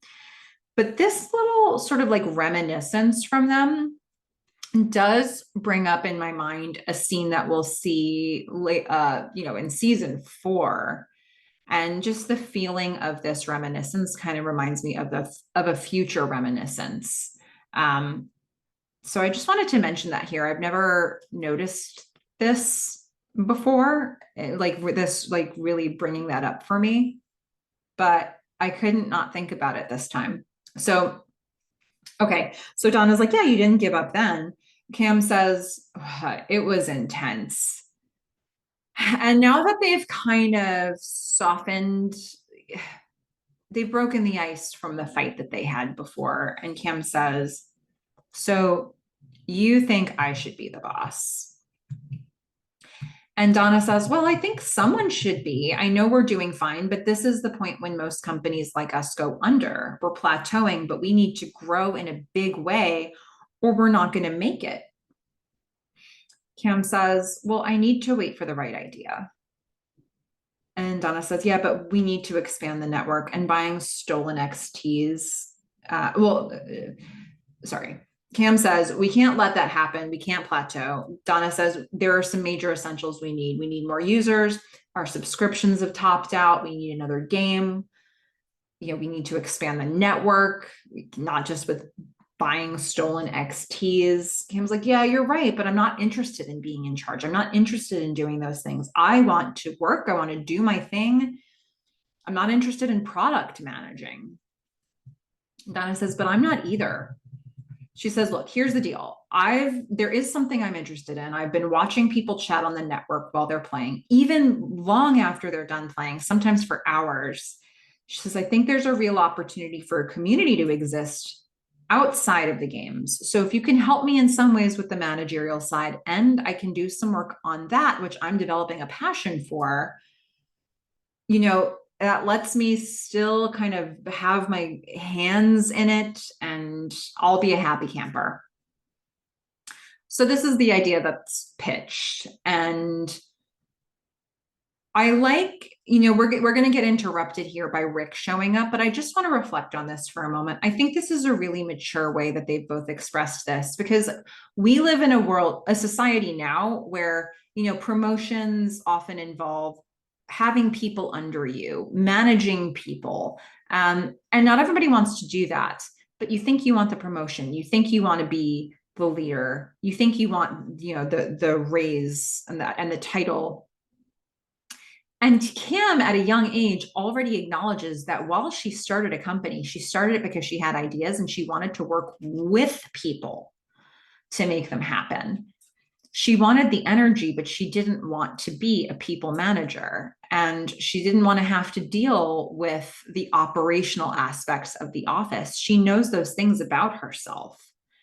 And she's able to say that very clearly. And now Donna, who has been pushed to do this by Cam, is also expressing what she wants and doesn't want, and what she can make peace with and what she can't. And so this is the first time that they're able to really have a conversation where I feel like, okay, could we get to a workable place from here long term? So Rick shows up. Cam's going to approach him. She says, those computers you sold us were counterfeit. The guy's like, yeah, bummer. Donna says, we want our money back. He says, sorry. Cam says, no. 500 on the bar right now. He throws her up against a wall. And I've always thought this was interesting. In this moment, Cameron shouts what I think is the word Joe. I don't know what else this word would be. What an instinct to have, if that is indeed what she says here. Donna says, we're sorry we bothered you. He says, goodbye, and they're going to leave, not getting what they were looking for. Donna's like, well, I think we pushed our luck as far as that's going to go. But Cam, because of this altercation and because she got so physically close to this guy, was able to pick his pocket and grab his keys. So she pulls the keys out of her pocket now. And they're going to run to his van. Cam opens up the front door. She goes to where she saw the cash box, but Donna looks in and sees that there are two brand new XTs in the back in boxes. They would rather have the XTs than the money, so they leave the money. Donna runs to their truck. She opens it up. Cam starts pulling out these XTs. She's going to bring them to the truck. They're going to load up the XTs. They're going to pull the counterfeit ones he gave her out of the truck and drop those to the ground so that he can grab those later. Meanwhile, Rick starts running out. He realized that she just picked his pocket. He runs out, but not in time. And so Cam and Donna are in their truck. They're peeling away. And Donna's like, hey, you still want my number? I think they're in the same car, though. Donna drove in a separate car. So I guess she's going to have to go back later to get her car. Donna's like, hey, you still want my number? So they've had quite a night. We're going to go back to the Clark house. Gordon is waiting up. He's reading Neuromancer with a bloody tissue in his nose. And I would like to formally thank Evan the Stray here for his comments later, because that's when I realized this wasn't called Necromancer. It's called Neuromancer. More on that soon. Donna's coming home. Donna comes home. She sees the tissue in his nose. He says it's allergies, but he missed her at dinner. Donna's like, yeah, I'm sorry. He's like, oh, that's fine. We'll go out the next time I sell a company. So Donna smirks a little bit and he's like, are you drunk? Donna's like, well, no, I'm fine. It was just work went insane is what she says. Sure did. That was wild. Gordon saved a slice of Brahms pecan pie for her. She's going to save it for later. She's ready to crash. But Gordon, who has just really been simmering on these big questions of life all day, he says, Donna, this is good, right? Selling Cardiff, moving on, right? It's good. She says, yeah, it's good. Besides, it wasn't up to you. That disturbs Gordon. Like it just, he had no control in this situation. He was the leader at this company, but didn't have control and didn't have a great idea. And, what did he make, really? What's his legacy coming out of this? All right, so now we're going to see who else has been thinking about the day. So we're going to go back to Sarah at home drinking a glass of wine. It's night. She's waiting up for Joe. Joe finally comes home. She says, I was getting worried. Is everything okay? Joe says, at dinner last night, do you believe those things you said about me? Sarah says, yes. I left some details out. I didn't say that you hurt a lot of people or that you lied your way through the door, but you made the company what it is today. So she's sort of accepted all of him. And Joe needs to know that. So he says, well, I didn't get the money. And he looks worried at what her reaction is going to be. He says, they shut me out. Sarah says, we don't need the money. He gets a look of almost gratitude on his face and he says, marry me. Sarah says, what? Why? This is why I guess a proposal normally comes with other words. Joe says, because I love you. She says, Sarah says, or because I was the first person to forgive you.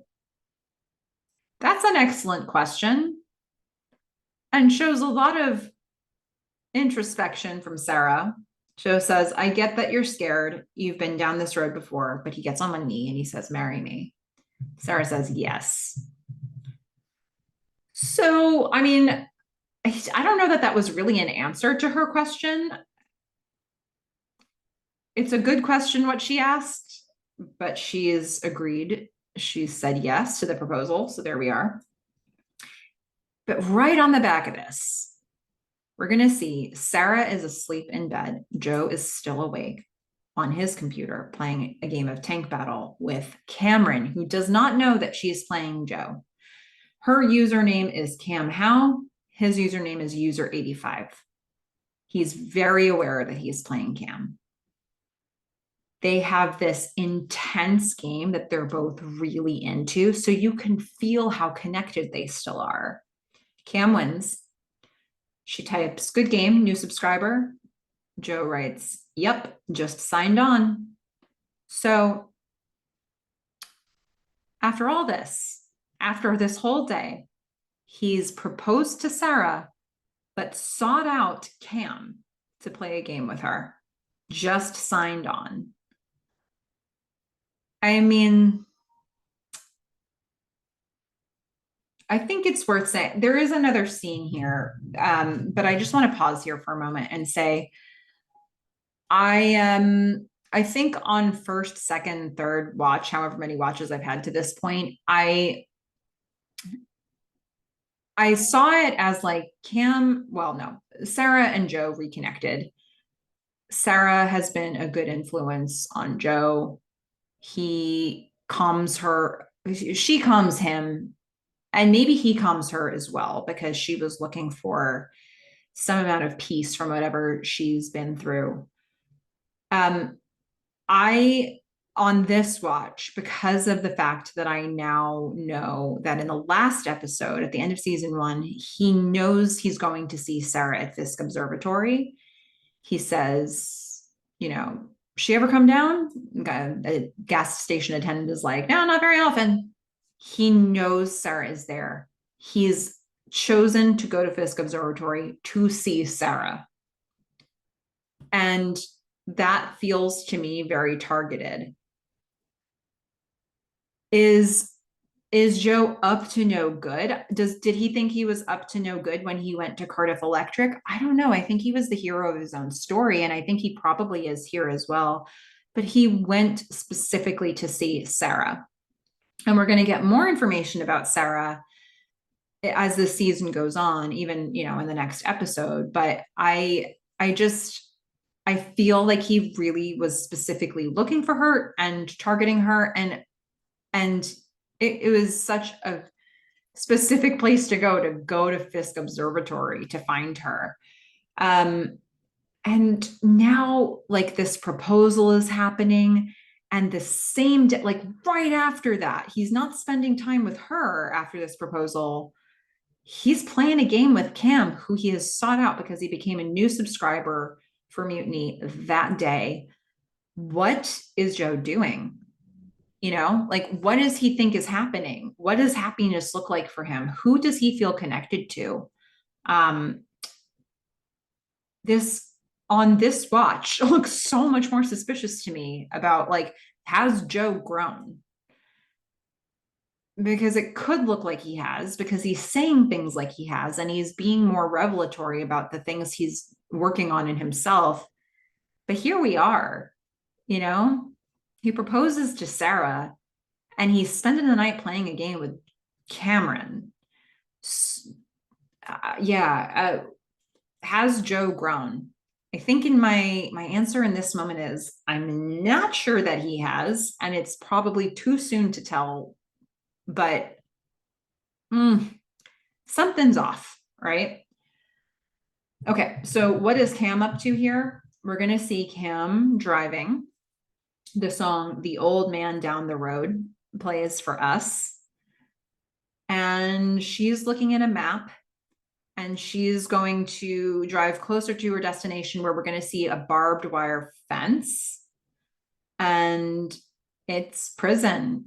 Boz is getting out. The door opens, Boz comes out. He walks through the fence, and Cam gets out of her truck. The two see each other, and they smile, and they go and they hug each other, and they laugh together as we look at Boz's face and we hear The Old Man Down the Road. Boz is back. So we did it.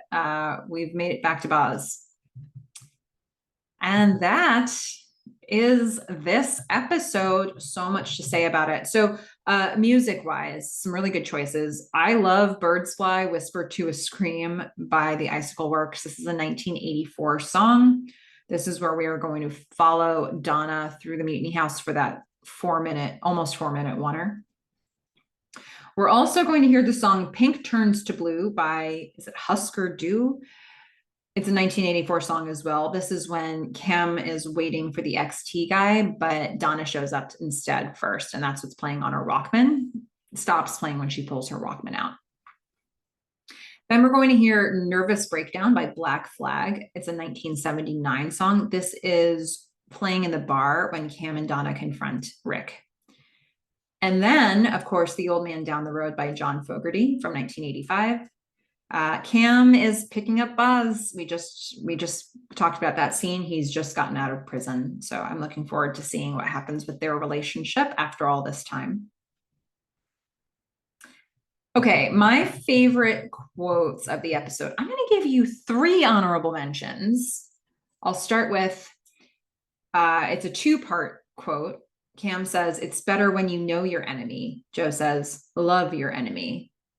Isn't that an interesting way of summing this episode up? I mean, know your enemy, love your enemy. What is the thing that draws these two together? Right now, I guess they're not on the same side. They kind of are enemies. So it feels like it sums up their current relationship. I also like the Gordon line. Well, you never want to get just one elephant. That seems wise, right? I mean, there was really never a possibility of the Clarks owning an elephant here. So I think, this is something to think about, but not really the reason. I like the line from Sarah where she says, "The past is past, but tomorrow is tomorrow." It's a real sign of forgiveness. It's her acceptance of Joe and herself and her willingness to move forward. I think Sarah has accepted herself. I don't know that Joe has accepted himself. And I'm going to give you my favorite quote of this episode, and it was a small moment in that oneer. We have a character named Frosty at Mutiny who says, "Pardon our dust, but expand we must." I don't know why I like that so much. I just really do. Those guys they have such personality there. Okay, let's talk about some feedback, shall we? Jennifer Roner, welcome back. So the first couple of pieces of feedback that we have are from previous episodes, and I just like to filter those in wherever they feel relevant. So Jennifer is talking about episode 105, Adventure. And I pulled this first comment from Jennifer because I love that commenters are starting to talk to each other. That's great. More of it. Let's do it. Jennifer says, "Evan is right in that there is the Atlanta skyline in the background at the golf course, as this show was shot primarily in Atlanta. Atlanta plays the role of Dallas on this show. I'm a Georgia girl myself and lived in and around Atlanta for years and recognize many sites, that being one of them. I always thought it was the Ansley Country Club golf course in Atlanta that they were at, but maybe I was a bit off on my personal GPS on that one." One of the reasons I pulled that in here was that Evan also made a comment to me that isn't included in the feedback, but mentioned another location that was used in the last episode where he did some digging and thought it was maybe a place called Douglasville. And that, they went to a lot of lengths to sort of give us a maybe fictitious town, or maybe they were using the real town of Douglasville that's near Atlanta as a sub for a small town in Texas. But because there was a truck that had Douglasville written on it, it sort of threw Evan off a little bit. And I feel that way about this choice as well with the golf course. This show is usually so meticulous in its details, and I'm not totally sure why, if you have an entire golf course and you put people on the golf course, you could set the camera up in a bunch of different places. So why have it in a place where you can actually see a building in the skyline that you could recognize as being from another city? So I don't know what the reasoning was for where they put the camera here. And that bothers me a little bit. I don't know if it was an issue of sunlight. I don't, there could have been a lot of factors that went into it that I'm not thinking about, but I kind of wish that we didn't have that moment where we could see that thing. Because for those of us who are really examining, it does sort of take you out of it for a second. But then again, these things are really hard to spot. Evan, you are so eagle-eyed. So Jennifer pointed that out and just backed that up. So Jennifer also says from the same episode, "I loved also meeting Lev and Yo-Yo in this episode, and they become two of my favorite ancillary characters as the show progresses. And I always thought that it was canned cheese that Yo-Yo was eating, by the way."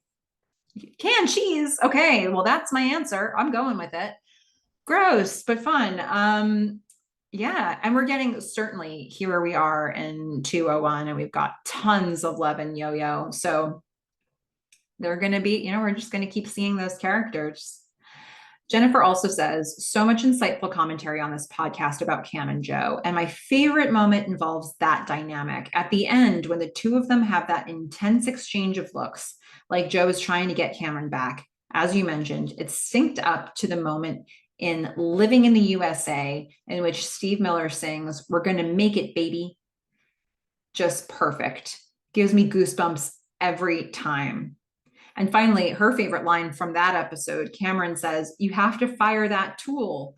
Joe says, "Which one?" Always makes me laugh.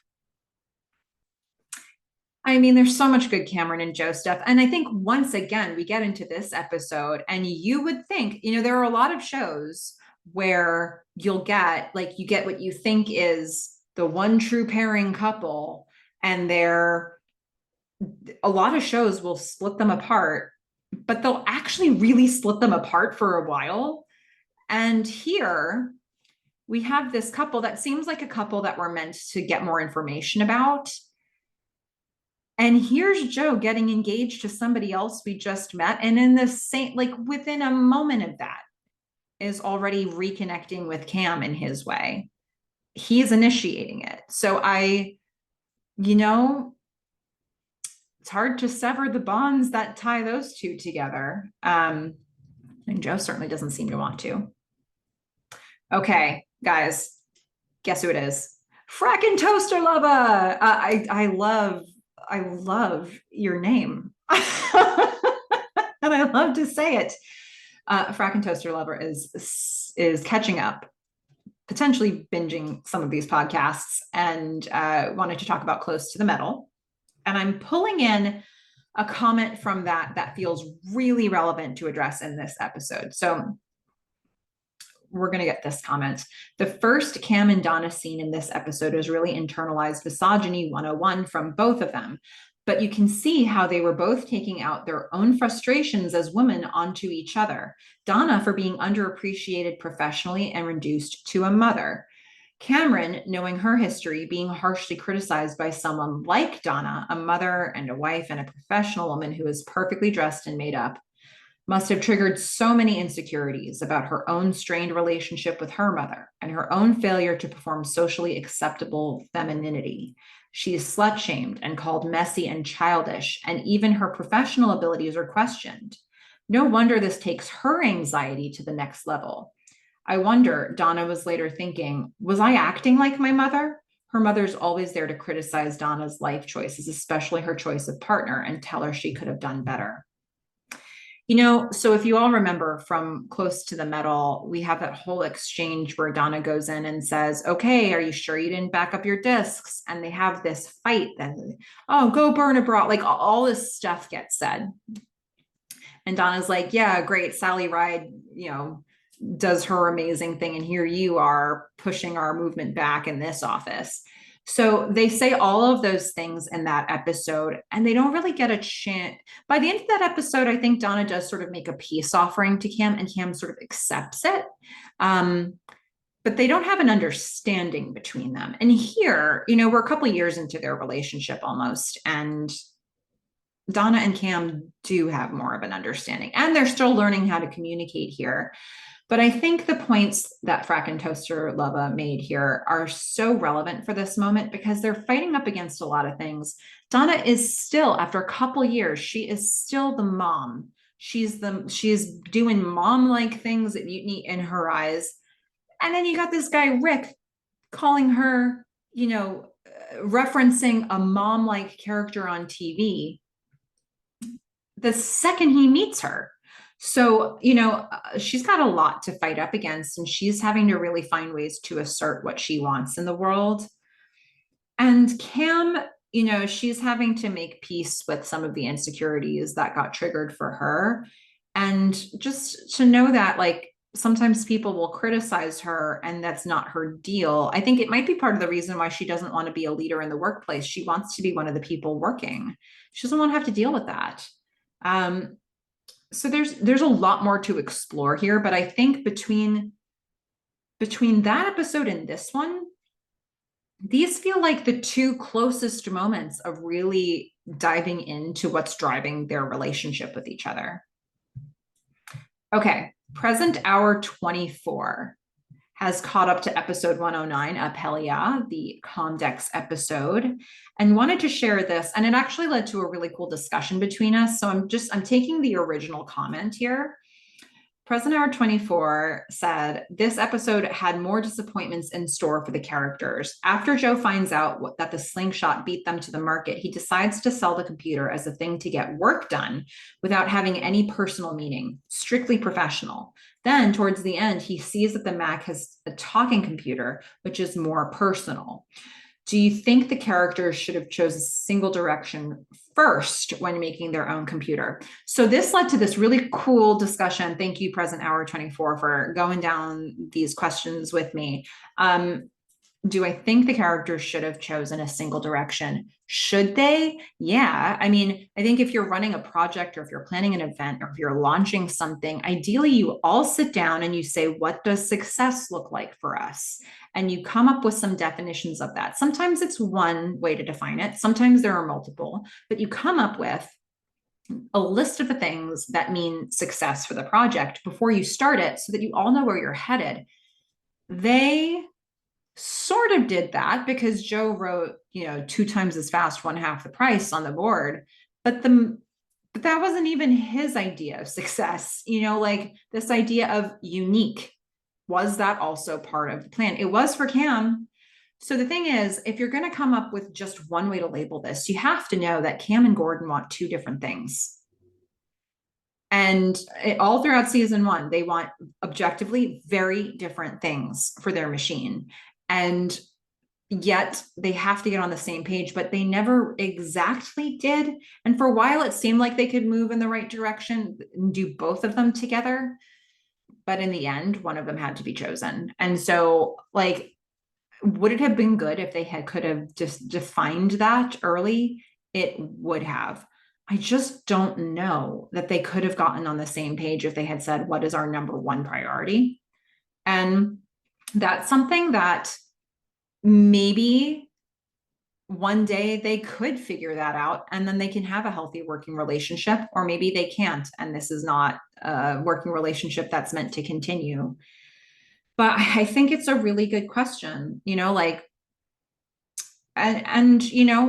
did Joe make the right choice? In what he picked here? I think Present Hour 24 seems to feel like, yeah, probably in that moment. I feel like, in my own life, I want to be a person who supports, who fulfills the promises I made to somebody that's important to me. And I've done that in the past, but never with everything writing on it. So I don't know.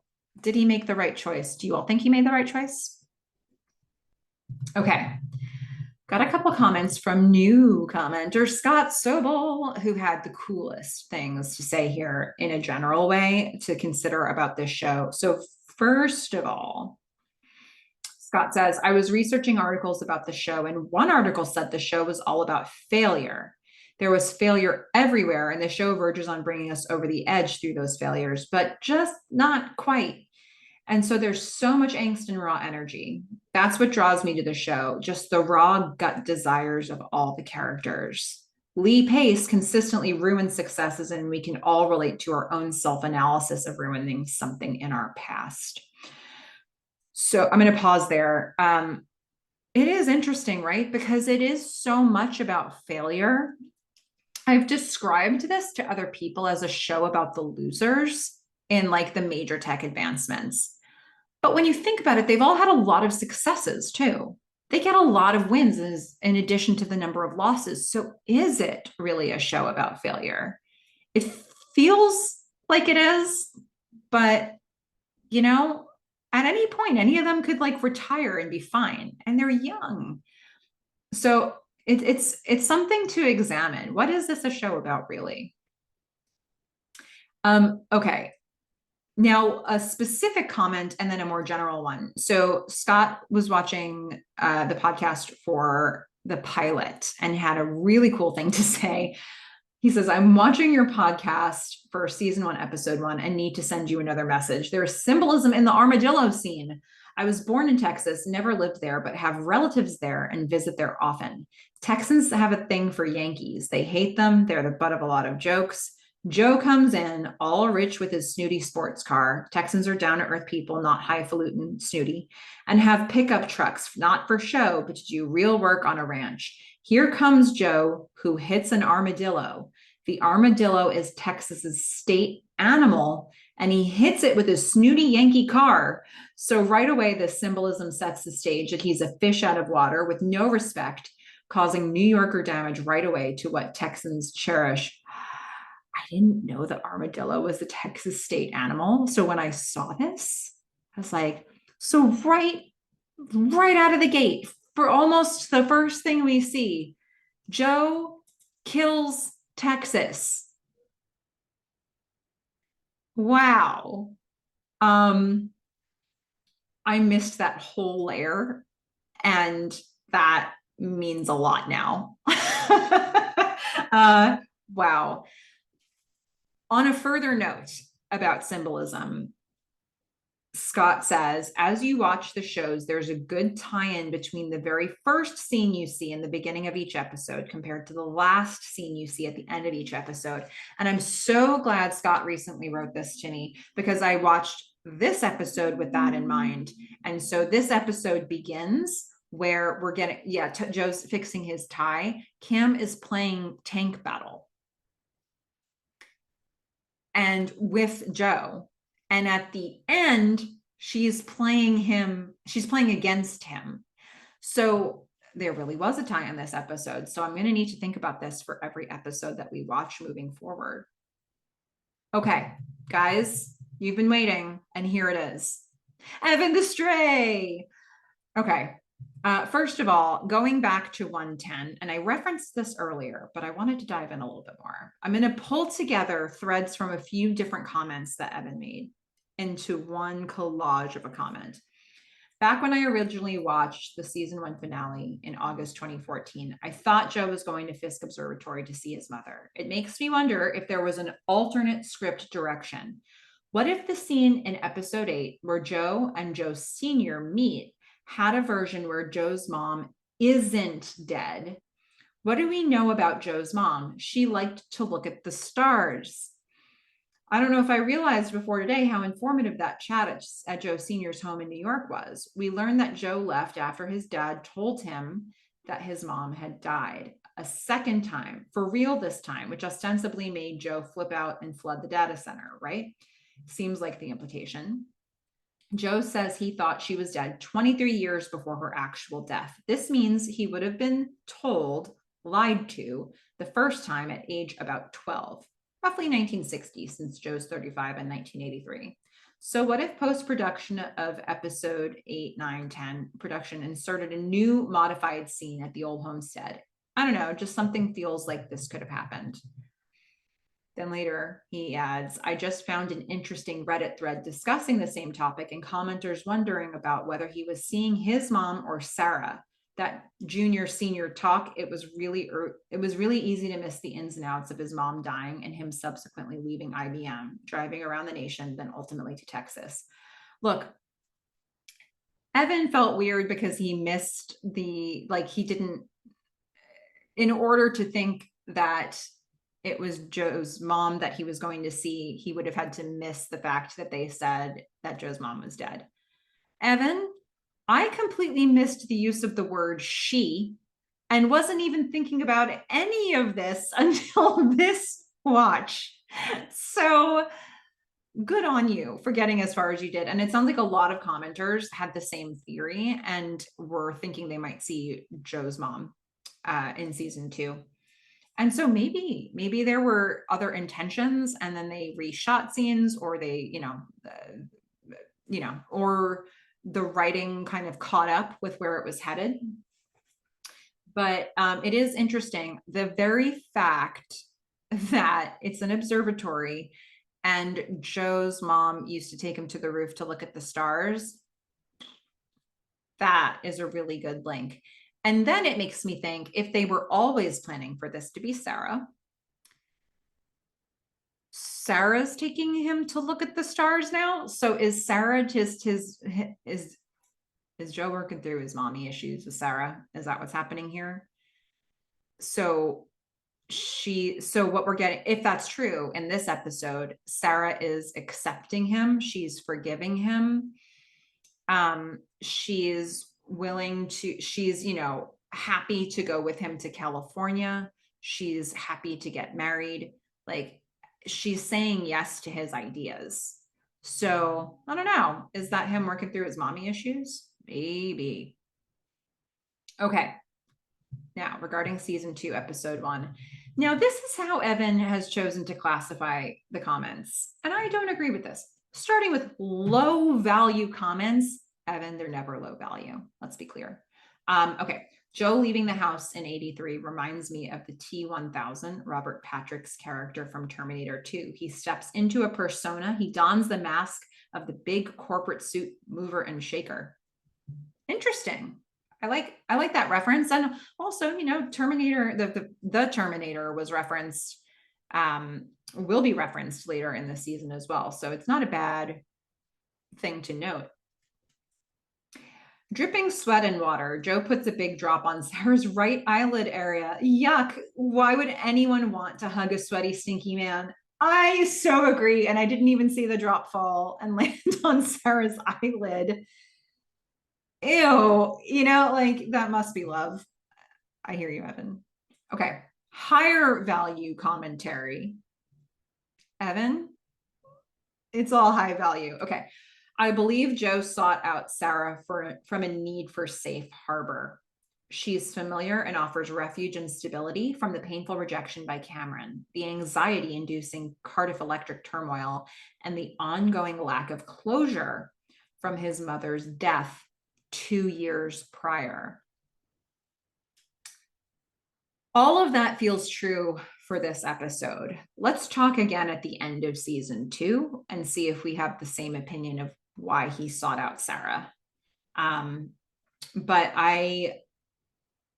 she is absolutely a calm supporter of Joe's every movement here. And clearly that's something he needs. Now, Evan also says, at the bar, Stan reminds a completely forgetful Gordon of the time he climbed into the ceiling at Cardiff Electric searching for the source of the song Dreamweaver. The song's lyrics are comprised of themes of crossing to the other side and going into the astral plane, almost quasi-death transitional in nature. It seems interesting that Gordon's next manic episode has a tinge of the possible theme that was offered when he dug a grave-shaped hole in his backyard. Yeah, that was creepy, right? I think a lot of us thought, oh, that's a huge, almost grave plot like hole that he dug for the giant when he was looking for the giant in his backyard. And yeah, he's doing these things, right? It's upsetting when you sit with it. I mean, granted, Stan, because Gordon doesn't remember this, Stan has to be like, wait, was that real or was I on coke? But still, there's just too many things happening like this, right? Evan says, Gordon is reading the 1984 William Gibson novel Neuromancer, not Necromancer, Neuromancer. Thanks, Evan. Cornerstone of the cyberpunk genre. When Donna comes home from the computer theft fiasco. This is the literary work credited with the jack your brain into the matrix concept. Fun fact. Thank you for that, Evan. And thank you for helping me avoid improperly calling this book Necromancer. Okay. Sarah seems so genuinely vulnerable, but from a place of strength, not weakness, from a calm place, something akin to spiritual security and deep emotional understanding. Joe recognizes these qualities in her, and it appears that he feels like it's a wellspring of life that he's had to live without for decades, possibly since his father sent his mother away 25 years ago.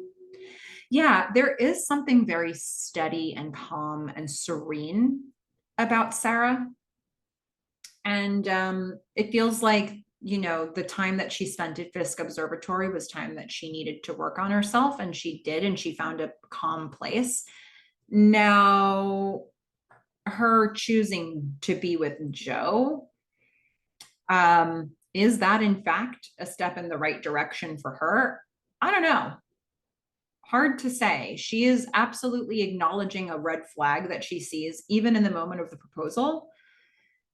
I don't know. Sometimes we've learned part of a lesson, but are doomed to repeat it until we've learned the full lesson. I don't know. It could be that. And then we also get this point from Evan. Boz is back. The song The Old Man Down the Road by John Fogerty is playing when Cam is going to pick up Boz. That song makes me recoil. Good grief, I'm allergic to this style of music. Visceral repulsion.